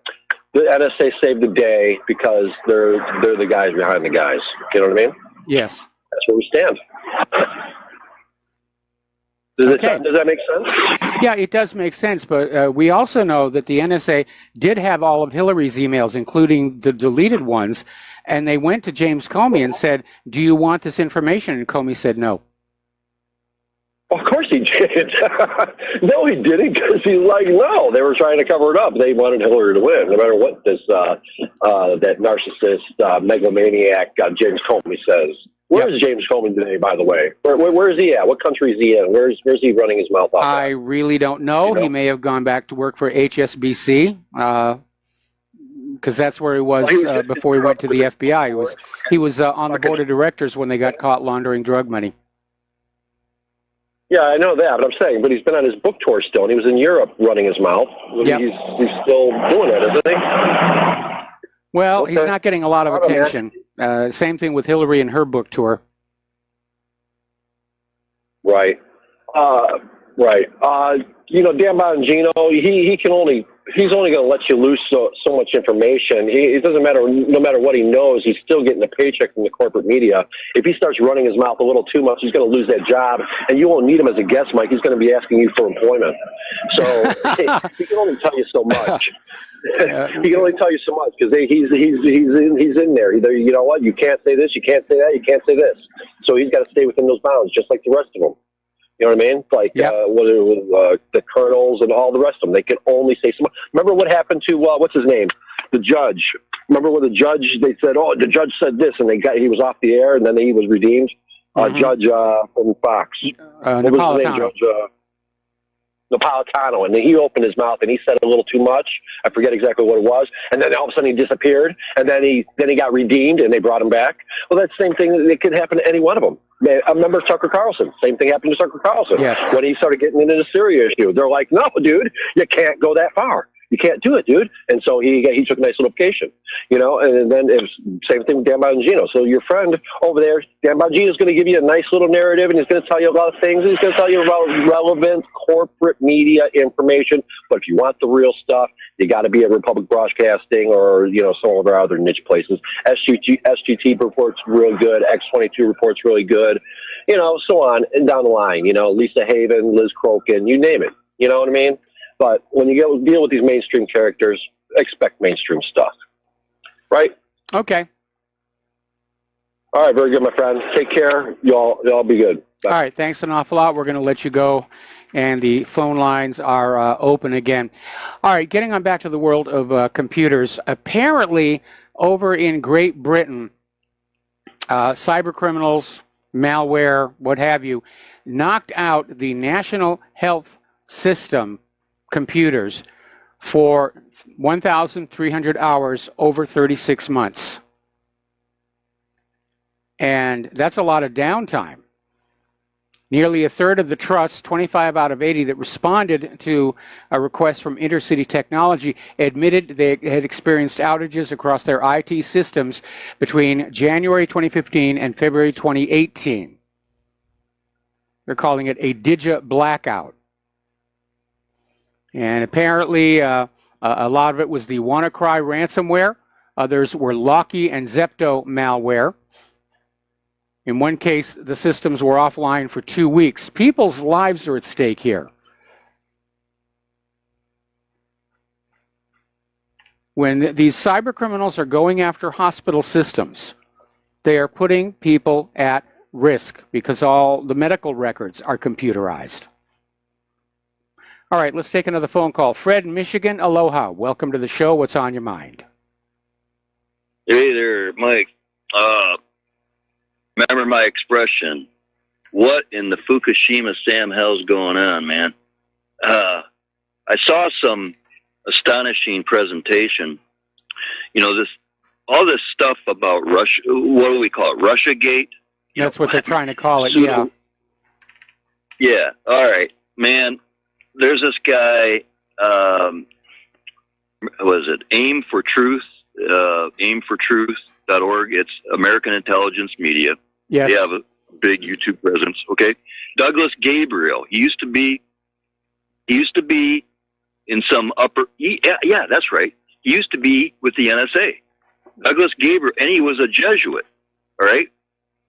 And he, man, if you haven't heard SES Circle, Senior Executive Service, it's like a totally independent, autonomous federal conglomerate of 10,000 plus agents that control all it's the federal bureaucracy. Contracts. It's the bureaucracy. Through DOJ, there's 500 Bar Esquire attorneys at DOJ. They control SES, Senior Executive Service. Circle is this UK-based transnational entity that interfaces with SES and DOJ, and they are responsible for facilitating all of the war activities, all of the contracts with the contractors who just interestingly happen to be in Tel Aviv and Jerusalem, which is why all the F-35s, which we were told were so, faulty, that they all had to be shipped out to Israel. Now that's not accurate. Israel has bought some F-35s, but the majority of the F-35s remain here in the United States. They're still faulty. They are, but Mike, they're probably being sold to Israel at what, a dime on the dollar or something. It's happened before. When I saw heard Ellen Sabrowski about 9/11. Israel did 9/11. All the proof. And then he does another one called AIPAC, what treason looks like. AIPAC, what treason looks like. And then the other one, America, Israel's whore. Okay, this is a guy, a very honorable Hebrew American, Marine Corps vet, U.S. Army War College PhD, big time position with them. He got all kinds of awards. Okay, he says, man, Israel, we got to stop funding Israel. He says they are our greatest enemy. They're not our... Mike, what do we need an ally for in Africa anyway? Why? And speaking of Fox, this blew my mind back in January. On Fox, I saw the declaration that our military occupies, according to Fox, 190 countries. We have over 900 foreign military bases. Why don't we do what Ron Paul? We need to start holding town hall meetings. This is what I plan to do. We need to shut off corporate welfare taxpayer contributions to Israel, and we stop that. We shut off all the foreign military bases, bring all the troops home out of 190 countries, okay? And, hey, why don't we use our own troops to seal off the border? We'll make a wall. I agree with that last one.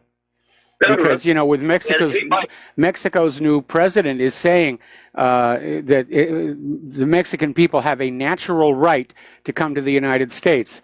And you just know it's going to trigger a new surge of illegals.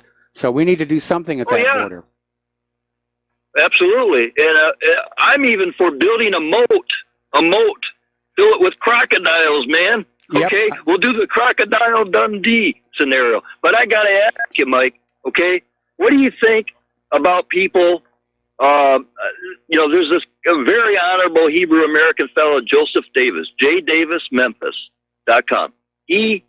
I don't know if it's daily, but he hosts like a roundtable discussion. It's called Talpiot Talk, TALPIOT Talk.com, TalpiotTalk.com. And in the number 2 presentation, they bring out the fact, Mike, did you hear about Senate 2497? Senate 2497, the U.S.-Israel Security Authorization Act of 2018. It's carte blanche. Whatever Israel wants or dreams up in terms of national security, U.S. Congress says, okay, whatever. Here it is.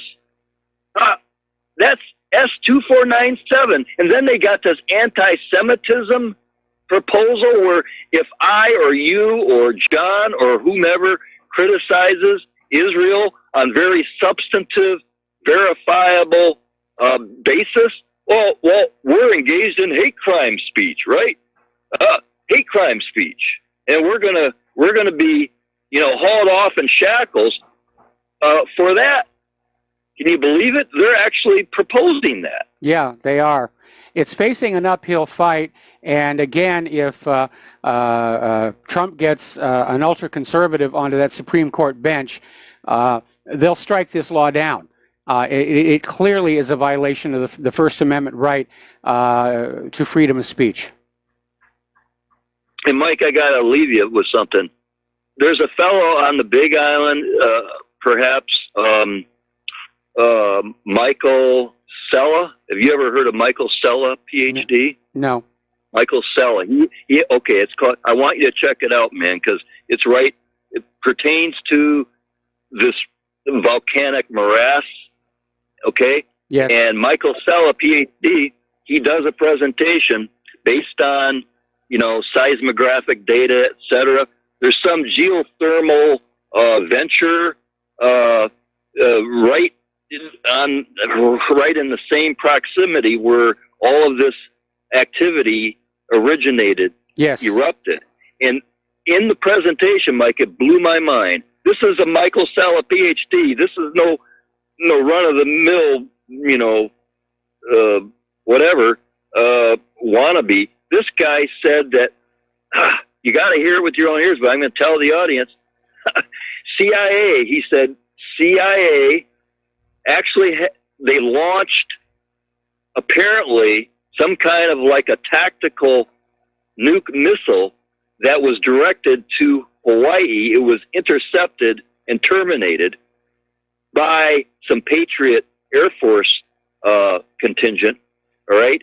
And this is coming from Michael Sella, PhD, and his sources in Hawaii, who said CIA was in the process. They had launched a tactical missile to do some big-time damage in Hawaii, and it was intercepted and terminated.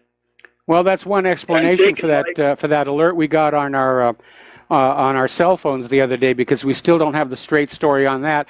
And when it all was happening, people were talking about, a false flag to say that North Korea had attacked Hawaii and the war was going to be on. There you go. Mike, it's called exopolitics.org. That's his site. I just remembered it. Exopolitics, exopolitics.org, okay? Okay. All right, well... And don't forget, telpiattalk.com. Joseph Davis would make an excellent, or Jeremy Kushel, he's another honorable Hebrew American. These guys are brilliant. They would make excellent guests, Mike, okay? All right, well, thanks an awful lot here. We're going to have to let you go. We've got a commercial break. We've got one more caller waiting on the line, and we'll be back with that caller and the last segment of our program today after these few words.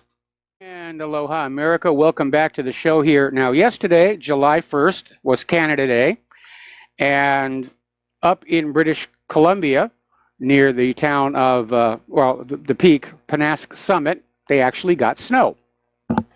Don't tell Al Gore. He'll be so disappointed. All righty, we're going to grab a quick call from Mateus in Canada. Aloha. Welcome to the show. What's on your mind? Yeah, calling from British Columbia, Canada. Okay. The Swedish half of them are afraid of the illegals after dark, and the other half are afraid of them before dark. I wanted to mention about the most dangerous drug in the world. The documentaries about this. It comes from a tree somewhere, and the scenario of the documentary was that this man, the victim, had it blown in his face off of a newspaper from the perpetrator, and then you're so easily suggested that they just said, let's just empty your apartment. And so he helped them empty his apartment, and then the next day he came off the drug, came back to an empty suite, called the police, and a bellboy told them, what are you talking about? You just moved out yesterday. And so this kind of drug could be used for the mass shooters to say, okay, go to the Batman movie, shoot the place up, and go sit at the car and wait for us. Mm-hmm.